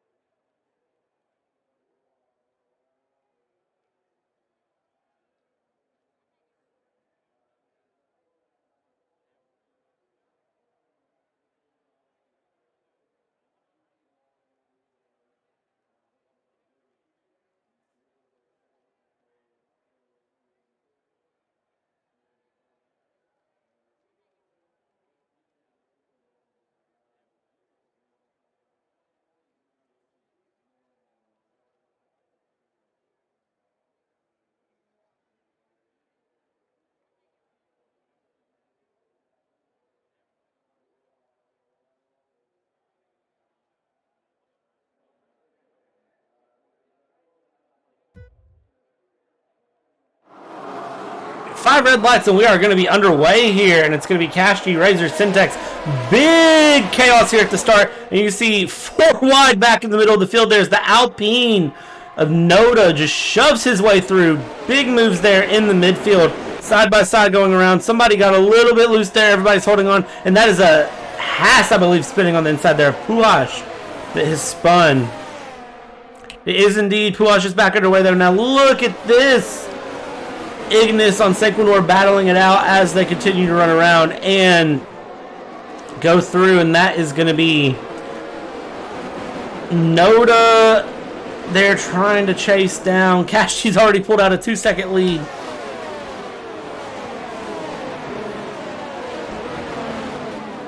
What in the world is happening here? Yellow flag sector 2. It looks like that is going to be for, I believe that is Maddie and Debe that have been caught up in that. Oh, that is a massive multi-car pileup. Who all is in that?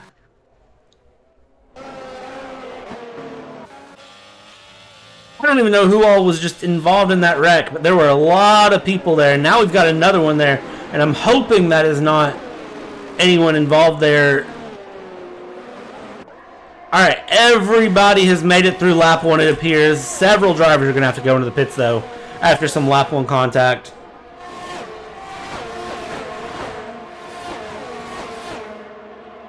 Okay, looking at the weather here, it's still cloudy, 30 degrees track temp, 23-degree air temp. Everybody holding on here. Ignis, Sanquinor dropping back into P9 there. Looks like getting a little loose, losing several positions. This is going to be a very, very close race all the way throughout. Frederick coming around. Ignis, Bernard, Noda. Look at the battles there. You've got Ignis on Bernard right there on the inside, and then Noda on Graxon on the inside as well. That is a great, great group of passing going on there.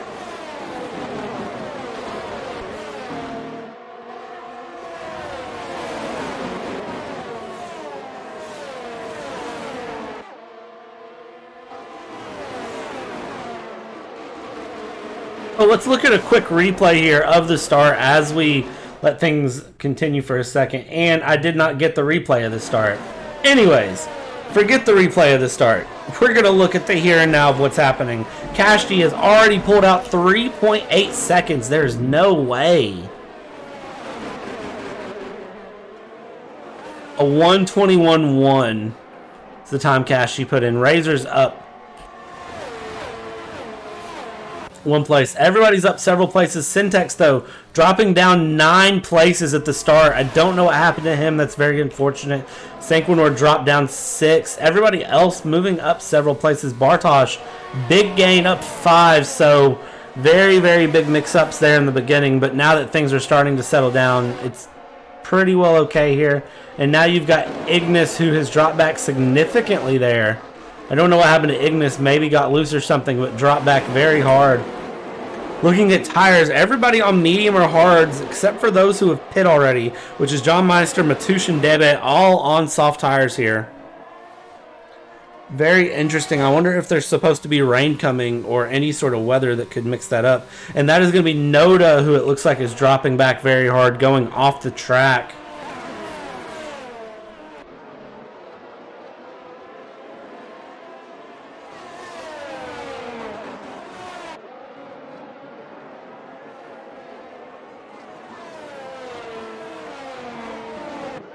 It looks like here Graxon and Bernard. It's a good battle going there. Back in the back, you can see there's a good battle right here between Puhash and Buchek, though. And out of that battle, it looks like Puhash is going to get the lead there. Jack is chasing down his teammate Graxon, who is chasing down Bernard.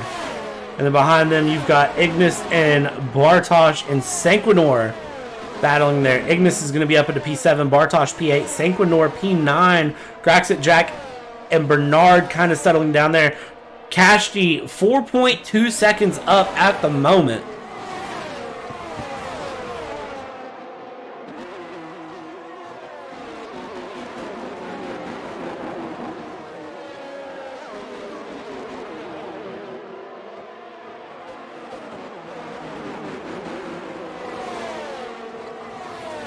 Just amazing. John Meister the fastest lap there on the soft tires.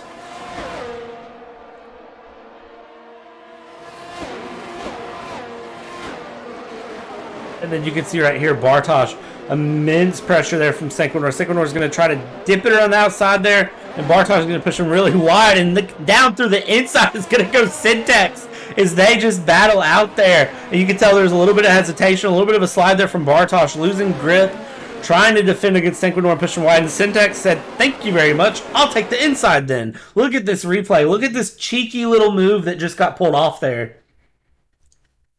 And look at that. Bartosz is just going. Sequinor gets really loose. Bartosz checks up, and Syntax just says, okay, I'll take the inside. That's okay. You're not going to bother me a bit. Now back underway here. Syntax defending well against Bartosz and Sequinor here.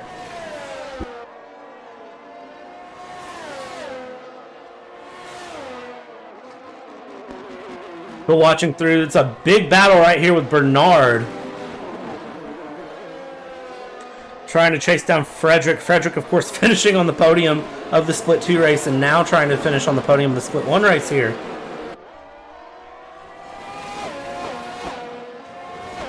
And then you've got Graxit and Jack right behind all of this.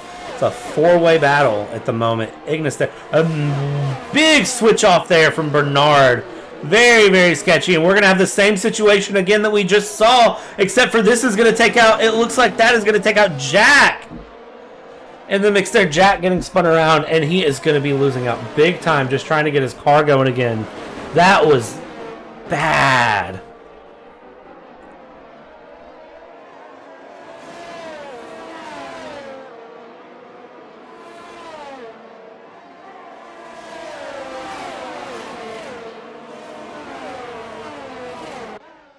Now we watch here, Graxit with the help of DRS is right past Frederick, but Frederick late on the brakes there, trying to hold on. Now Frederick is going to have to worry about the ass of Bernard right behind him.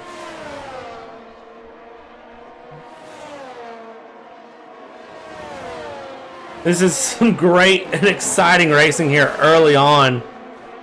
Of course, lap 6 of 33, so we've got a long way to go. A little bit of rain so far. There are a few raindrops coming down. I don't know if that's meant to stay.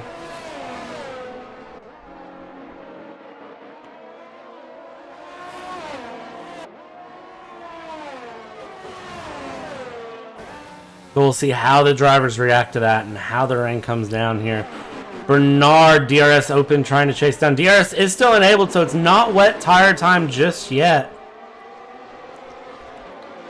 But I will tell you, this is some significantly closer racing than there was in Split 2.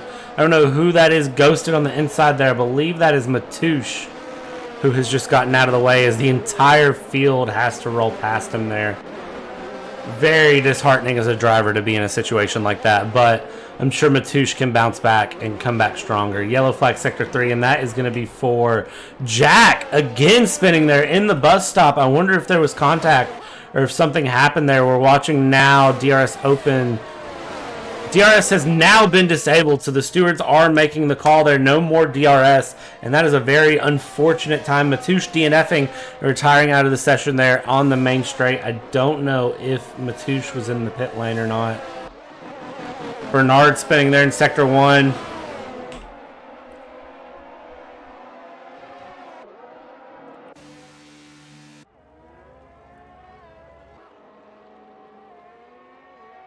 So, and we see drivers starting to switch over to inners. The first one to pull the trigger is going to be Barthez. And I'm curious to see how this works here for Barthez and if that was a good call on his side.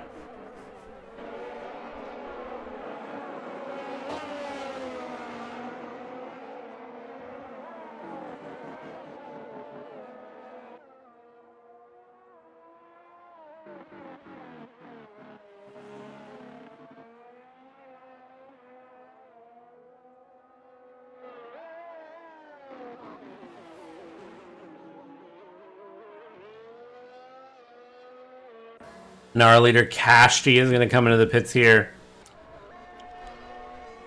So Kashti's in for a set of intermediates. Interesting enough, Razor is staying on the track right now. You've got Debe In 18th place, who's came out on a set of intermediates, but you've got some drivers that are opting to stay out.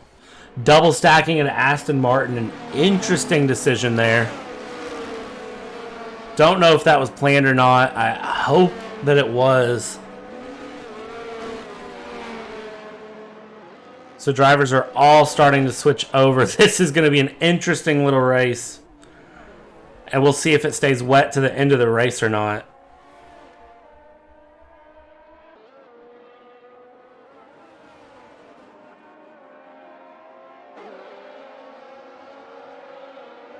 Well, just look at the mix-up of the grid now. This is insane.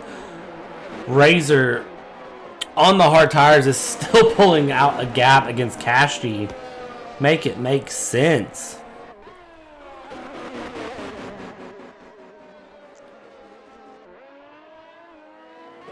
Cashty was nearly 2 seconds slower last lap. And now Razor is starting to close the gap back, so I'm sure we'll see how that goes through. Bernard on the mediums here. Razor now into the pits, so Razor is poised to come out there around Sanquinor, I believe, as the rain is starting to get fairly heavy.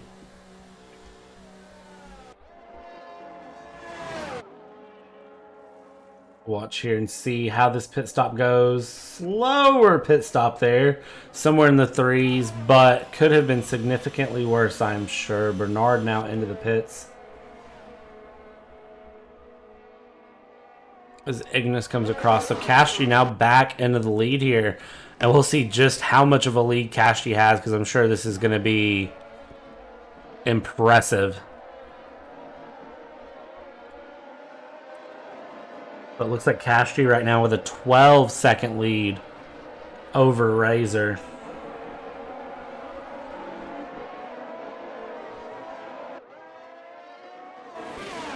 Jump back here. Frederick down the inside of Bartosz. So Frederick now up into P6 here. Graxit's in 3rd place. Trying to chase down Razor.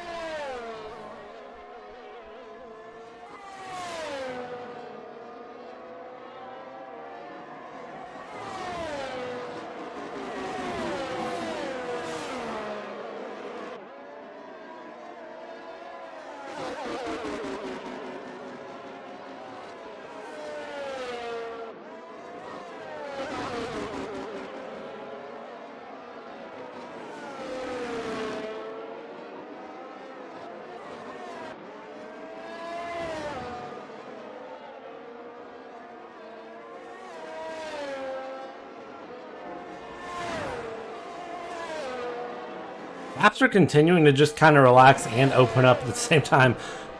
Of course, no DRS, which makes passing that much harder as the drivers go through. 0.7 of a second the gap here for Pujols.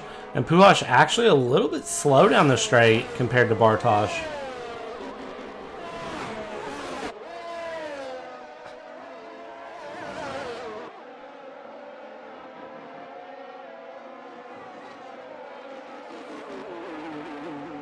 And something's happened because now Pujols is 0.2 of a second off here.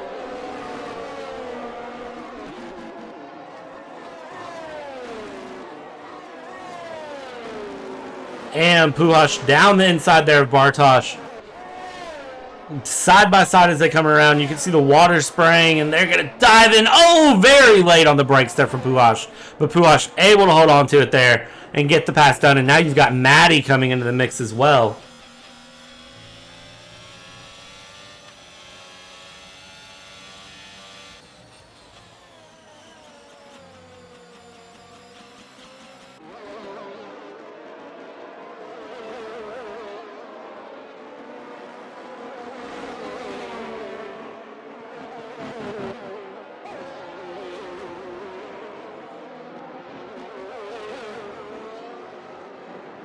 Oh, look at this. Bartosz and Maddie back there in the back for P8. Really, really good battle.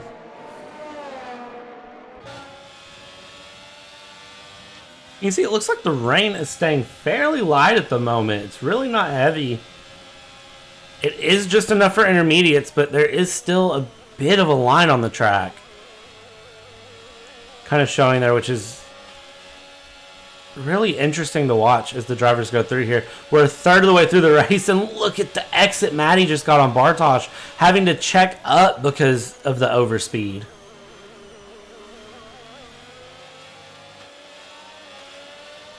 I mean, look at this. Now they're going to be side by side. Oh, and Maddie is taking it wide there to avoid any contact. Wheel to wheel as they come through in the middle sector. Turn 9, very infamous there. And Maddie's going to back out of it there.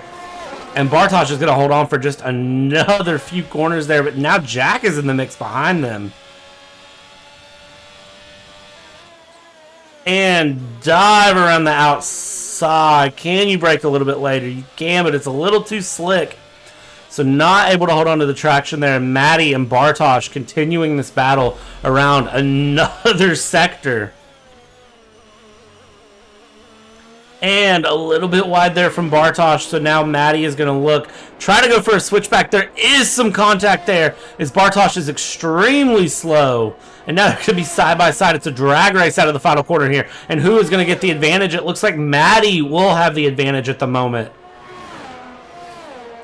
And now they're going to drag race down into turn 1. While this is happening, we've got Razor and Graxton battling it out here. The Williams against the Red Bull.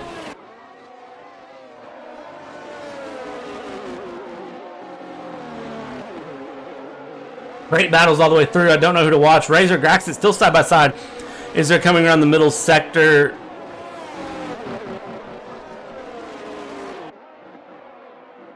And then, oh, and that is going to be Pujols DNFing out and Graxton spinning.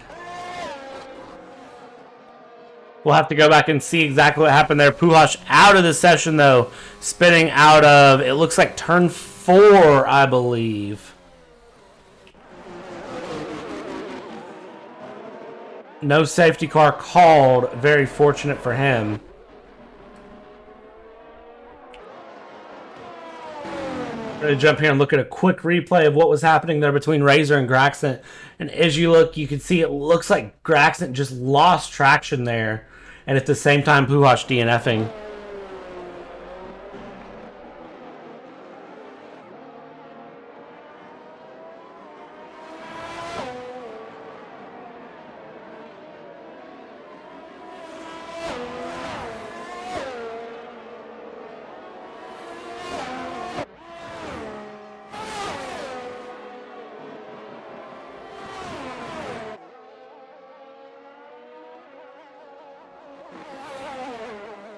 I can't tell if the rain's starting to lighten up or if it's just a placebo to me.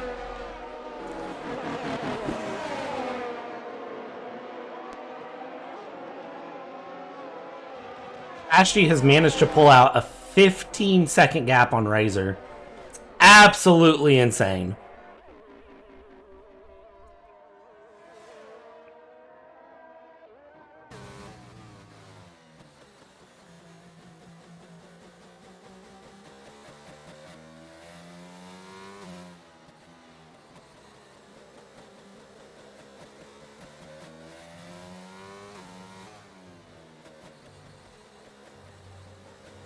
Just kind of watching and just seeing just how Kashti is so smooth.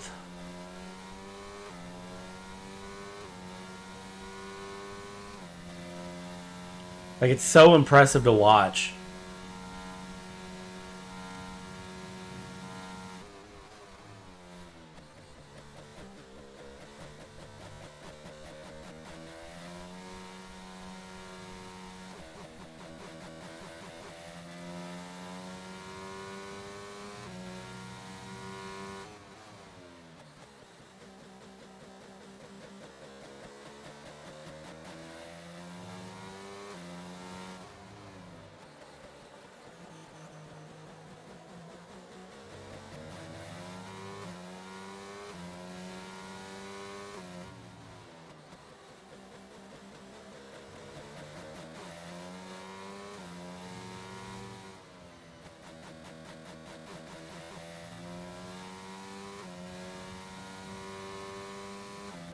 Amazing.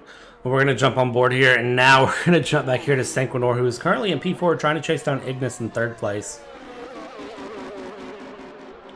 And then behind them by just a few seconds, you've got Graxit and Frederick that are battling it out.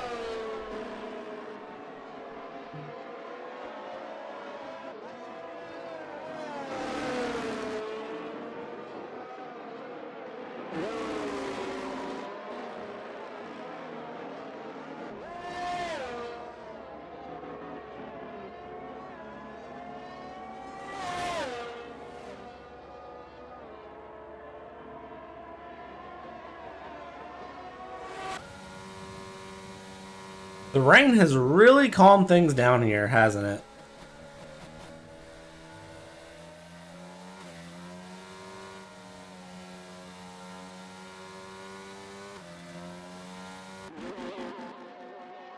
Just kind of watching. All of the gaps are fairly there. Jack trying to dive down on Bernard there into turn 1. And it doesn't look like he was close enough in order to get a pass done. So unfortunately for Jack, sticking back to P10 yet again in the Red Bull.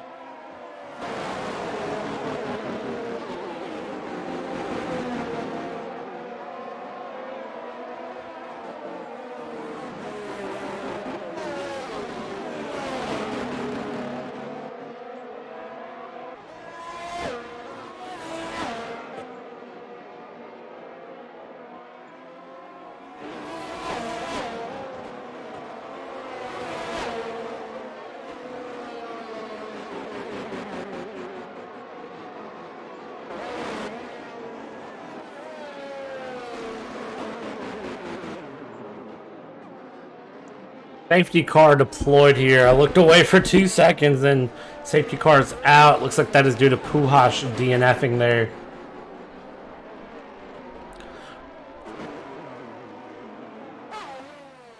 And a lot of drivers diving into the pits now. I'm curious to see what tires they're going for. I keep looking at the weather to see what's happening. It looks like air temp has gone down a little bit as well as the track temp. So looks like some drivers opting into some fresh intermediate tires at the moment.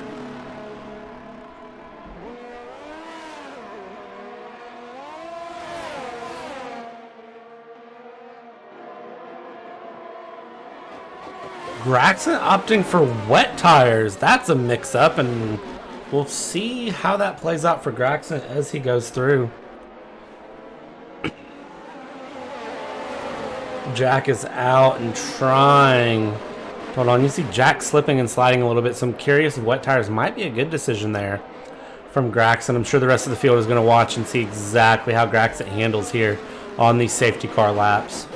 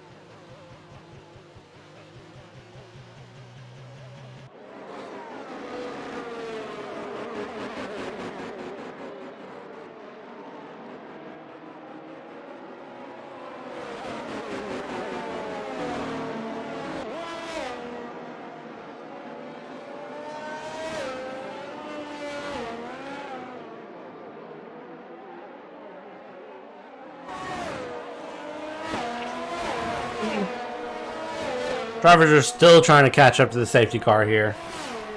I forget just how long this race can be. It was really, really, really relaxed too. Everybody was just kind of racing. There were some close battles, and then here we are. Safety car's out, and for Kashi, that 20-second gap is completely gone.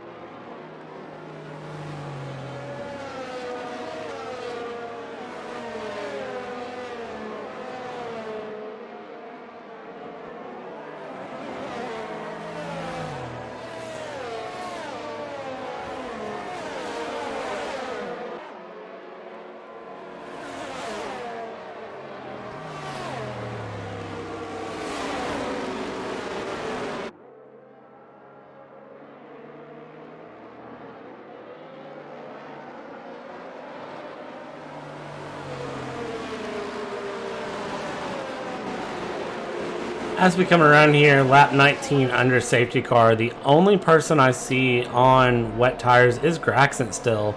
I'm curious. I really want to get back under racing so I can see how those wet tires handle. And if we actually are hitting a point where those wet tires are needed. The track temp has gone down even more now, about another degree, so it could be a very, very good move from Graxon there. Especially depending on how much longer they expect the rain to keep up.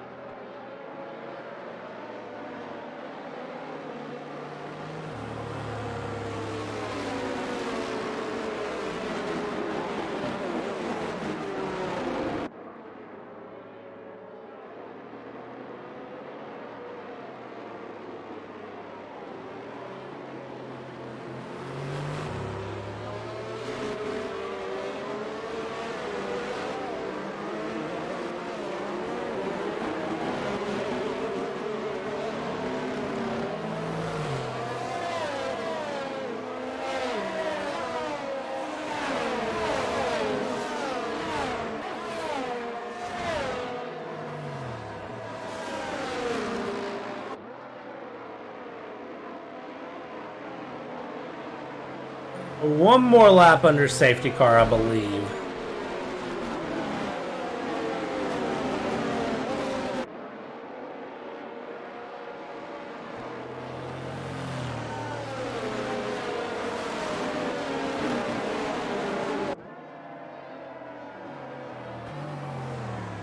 So I love that Aston Martin safety car, and of course there's an Aston Martin right behind it.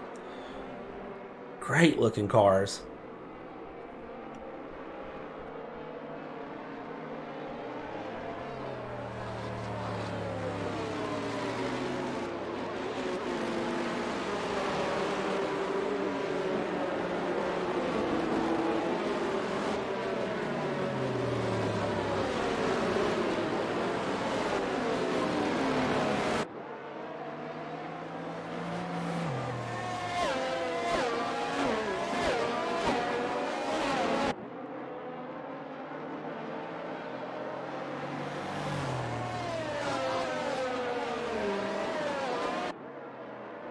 Safety car is going to be in this lap.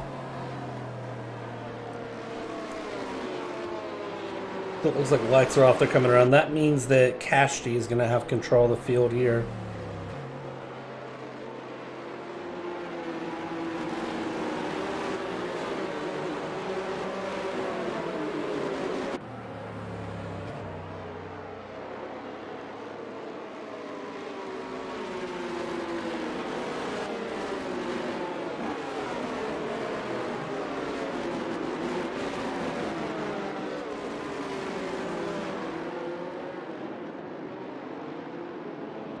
And coming around the final corner here, we're going to be back underway, and Cashty just running away early on there at the start.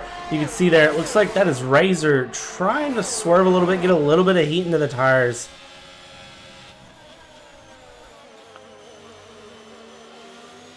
Matty Bartosh, Jack there in P6, Noda, Syntax, a little bit of a bump on the rear there. It looks like from Graxon, Syntax holding onto it. That is Debe there, who is lapped and down, is staying out of the way.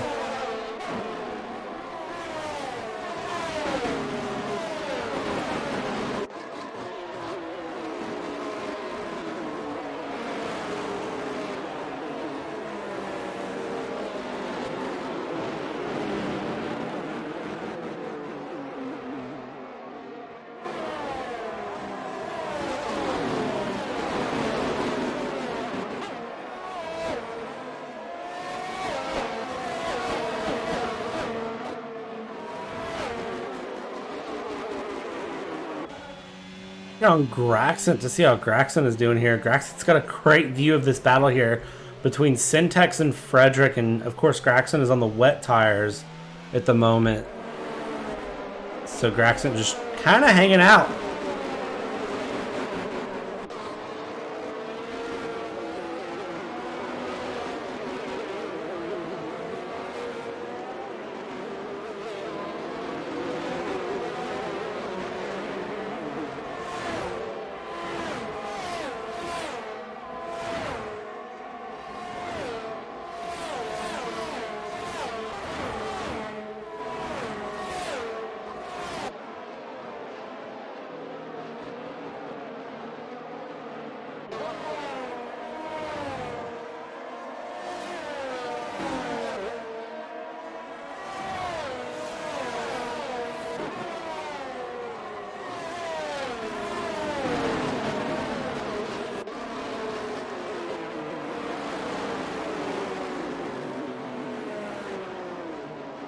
Another safety car deployed as Bernard has now DNF'd. So everything coming to just a plumb stop here. It's amazing to me that everybody just stopped.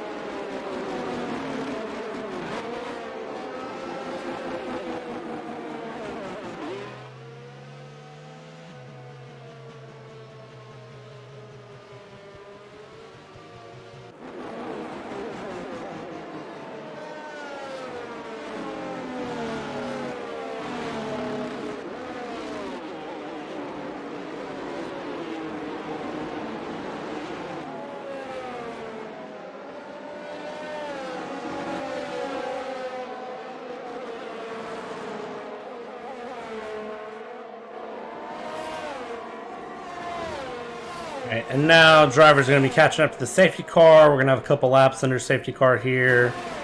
The rain is really mixing everything up.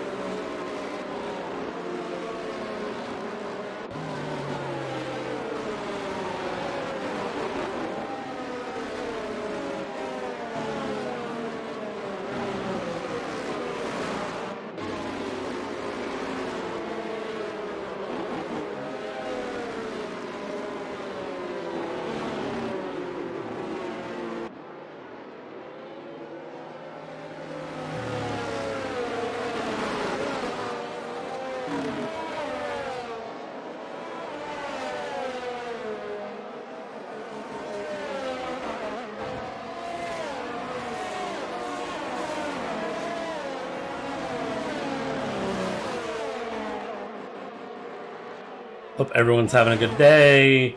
We're still just waiting on things to go back in and go green.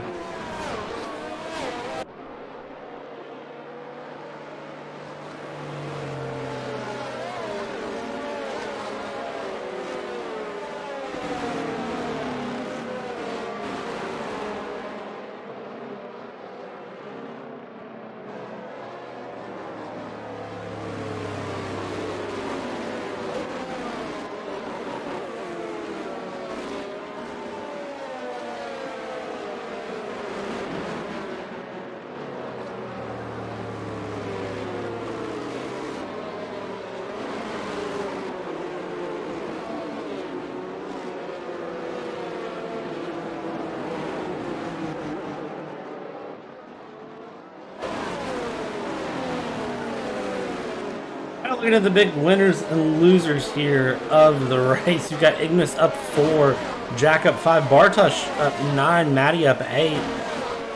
Syntax is down 7 places. Same with Sanquinor. Tazo and Jawmeister up 6. Barthez is down 5.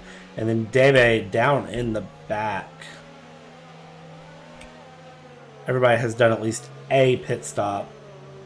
Debe has done 4 pit stops. So as we come around here, we're getting ready to go back under green here, and Kashti is going to try to just take off again here with 9 laps to go.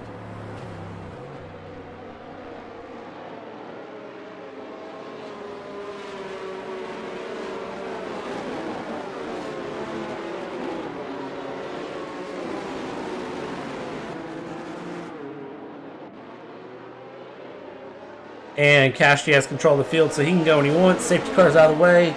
And he is going to go ahead and take it green. You can see it looks like a big mix-up happening back behind him there in the middle as people, I think, were expecting him to go sooner this time, and he didn't. And that might cost some people there as Maddie's up a place. Jack's down a place. Bartosz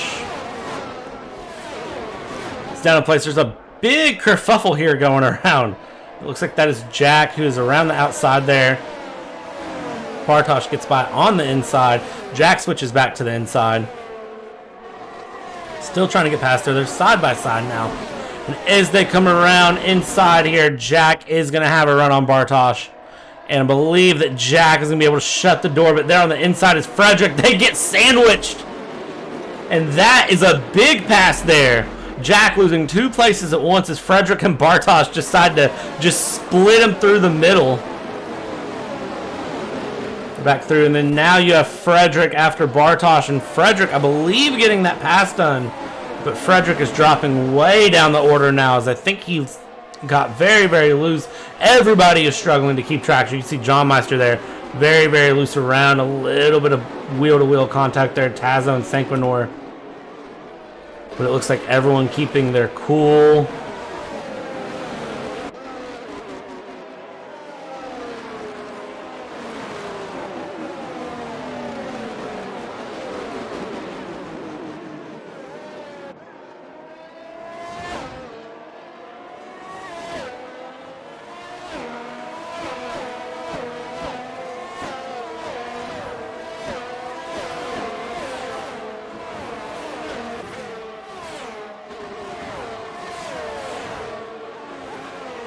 Ashley, 2-second lead on Ignis. I mean, can anyone stop him? This is getting insane. Bartosz and Barthez, that's a great battle right there coming around from the Alpine to the McLaren. And it looks like Bartosz is going to come out on top of that one. I want to jump on board here. Syntax and P7 is just a couple tenths off of Noda and trying to chase Noda down here. I'm curious to see if he's going to be in a position to get a pass done.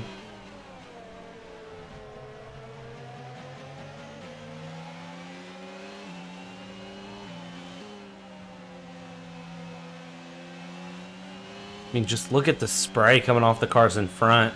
It really is a wonder to me that they haven't all went to wet tires yet.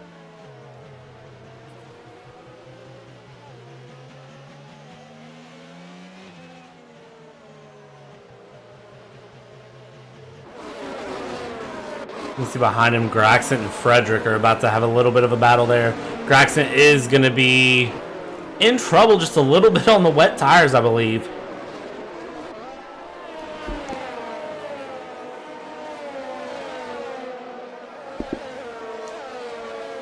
And as they come through here, I want to look at the weather one last time.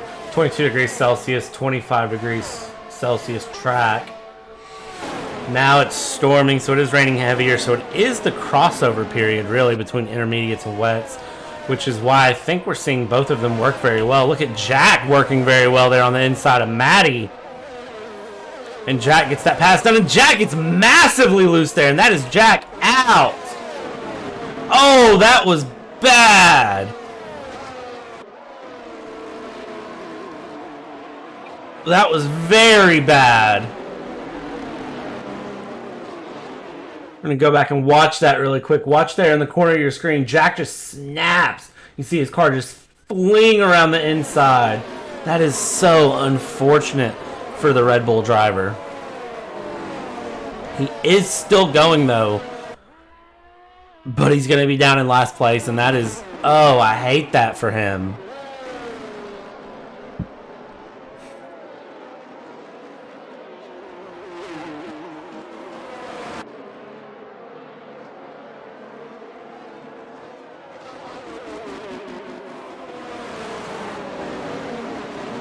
And the top four have really settled out here. It's this midfield battle right here is really what's worth watching. Because you got Noto, Graxon, Syntax, Frederick, Tazo, Sanquinor, John Meister, all separated through. And who was that? That was Syntax! No! Oh! No! Syntax losing it out of the final corner. I couldn't tell if there was contact or not. We're going to look and see here. I don't think there was contact. I think that was just driver error. Oh, and safety car deployed on lap 28. Watch it one more time there, and he comes around and the car hooks to the inside. Nothing he could have done to save that. Oh.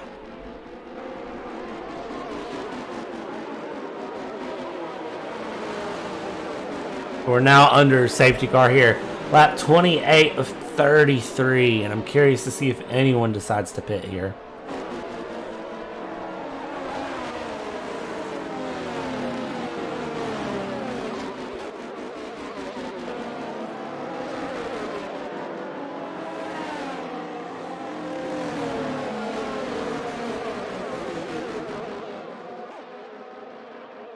Ugh, I hate that.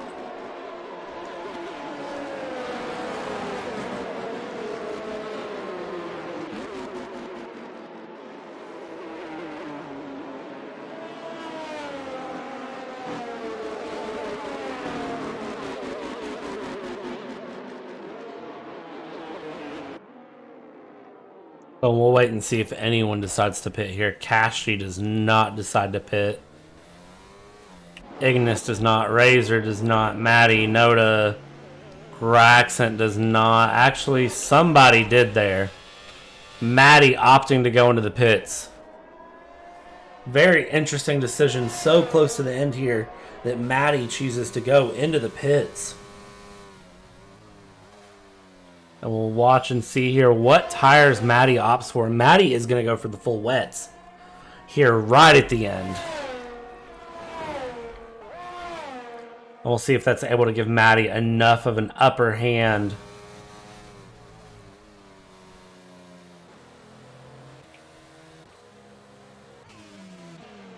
Be able to gain some positions here, as now he's going to be back in P12.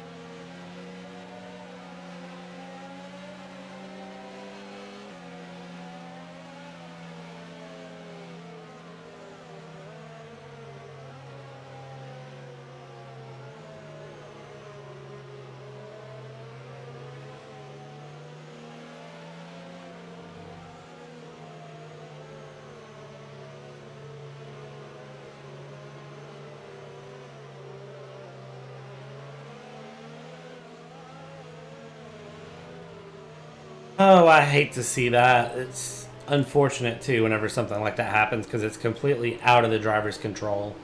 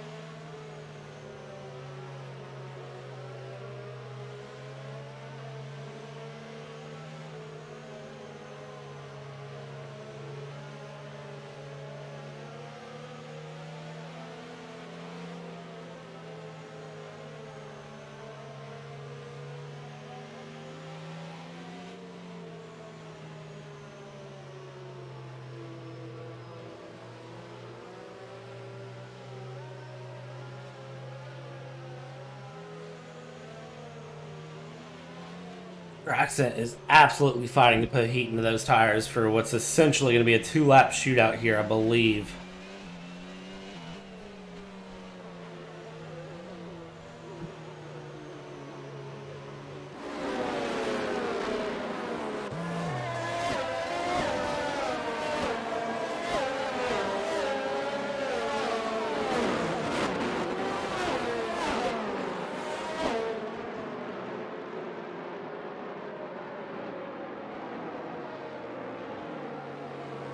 I love seeing every one of these cars weaving around. This is a beautiful thing.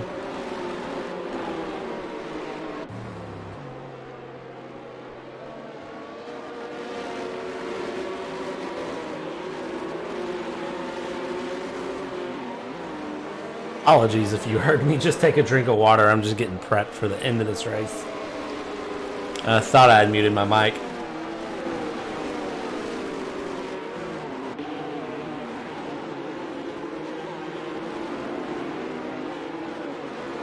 Alright, here we go. Driver's coming around here. Kashti takes control of the field, goes when he wants, and it looks like this time he's going to opt to go a little bit early. One of the things I'm automatically noticing is Frederick is all over the rear bumper of Graxit here. And this cannot end well, can it? Frederick, though, smart driver, knows to hit the brakes a little earlier.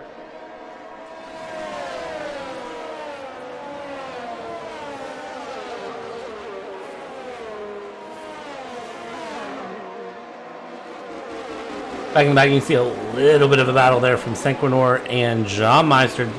John Meister on that side. Oh, and that was lag. I don't know what that could have been, but that was rough.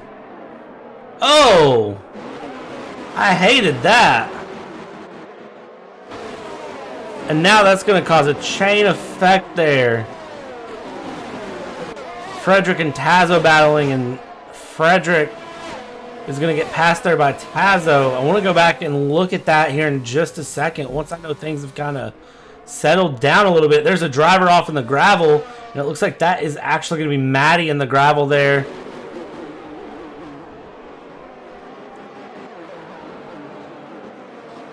What in the world just happened? Oh, that was weird. Let's look at that again really quick. So watching as they come around the corner there, and it's just a quick little run of drift up and then just a snap around. I mean, I've never seen anything like it. And then that just causes a chain effect there. Sequinor gets a 3-second time penalty for corner cutting. And now we're coming in on 2 laps to go here. And one of the things to watch here is going to be Noda, who's only 0.3 of a second back. Frederick, I believe, has just spun through or just lost out big time going into turn 1. It looks like he just lost out big time into turn 1. Sequinor retiring in the pit lane, so there shouldn't be an issue there. And look at the speed Frederick is going to fling around the inside there. A little bit of contact there, I believe, between Frederick and Bartosz. But Frederick just putting on overtaking master classes today, showing everybody how it needs to be done through both splits. I am loving watching this.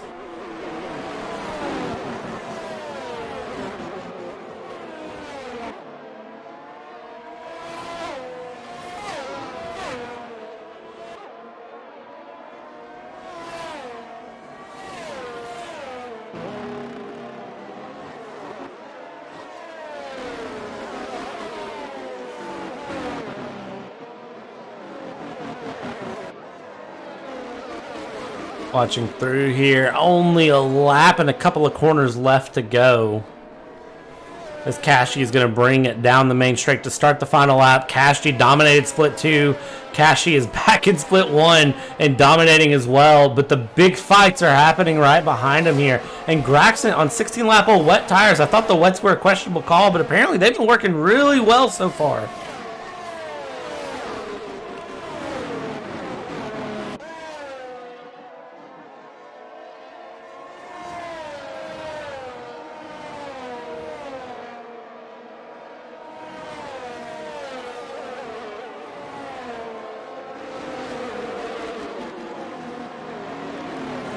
And now John Meister DNFing out of the session there.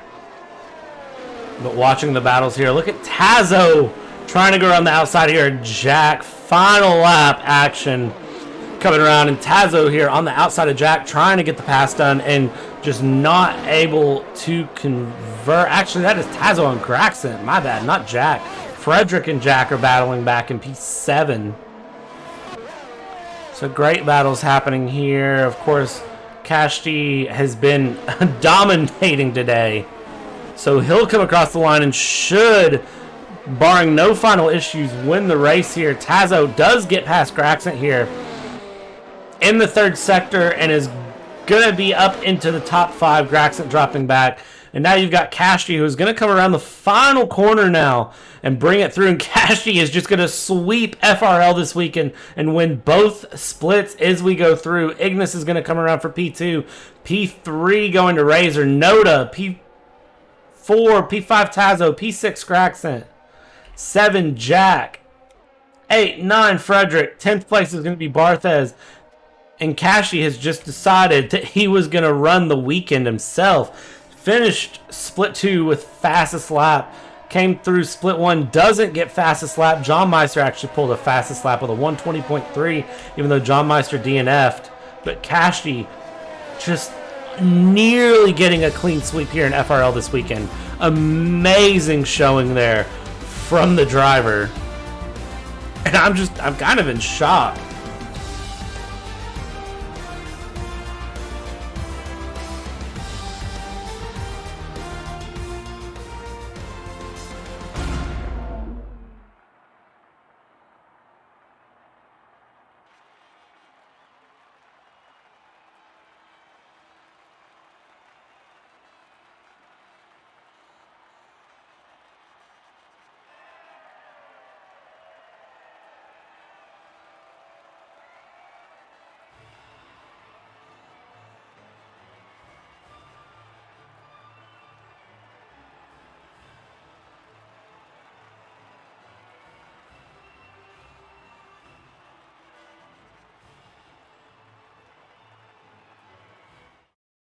That was a heck of a race.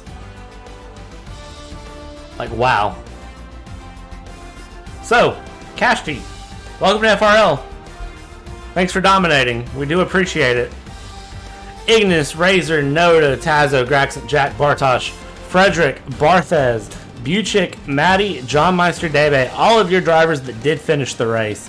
Sanquinor, Syntex, Bernard, Puhash, Matouche, drivers DNFing out. That was crazy. It's been a heck of a weekend here, though. So that is going to be week 2 of FRL out. Next week, we will be in Singapore. And from there will be Zandvoort. I will not be around for Zandvoort. But then Monaco coming up week 5. So we've got a fun few races lined up, and I cannot wait to see how things go. Thanks, everybody, for tuning in here on this week's edition of Fox's Racing League, this race here on Sunday. Hope you all enjoyed the race, and I will see you all next week.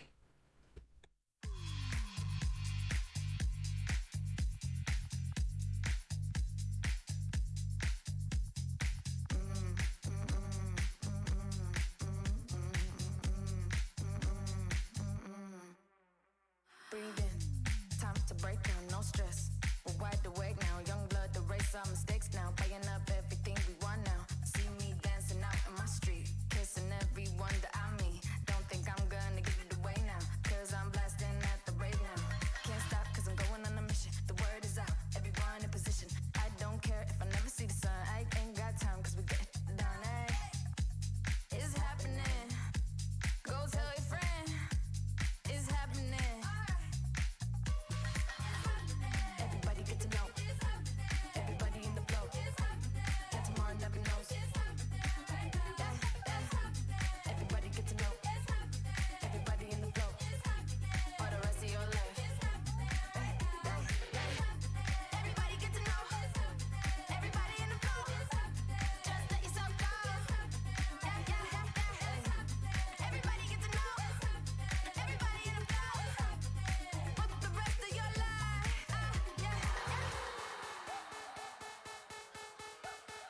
no stress.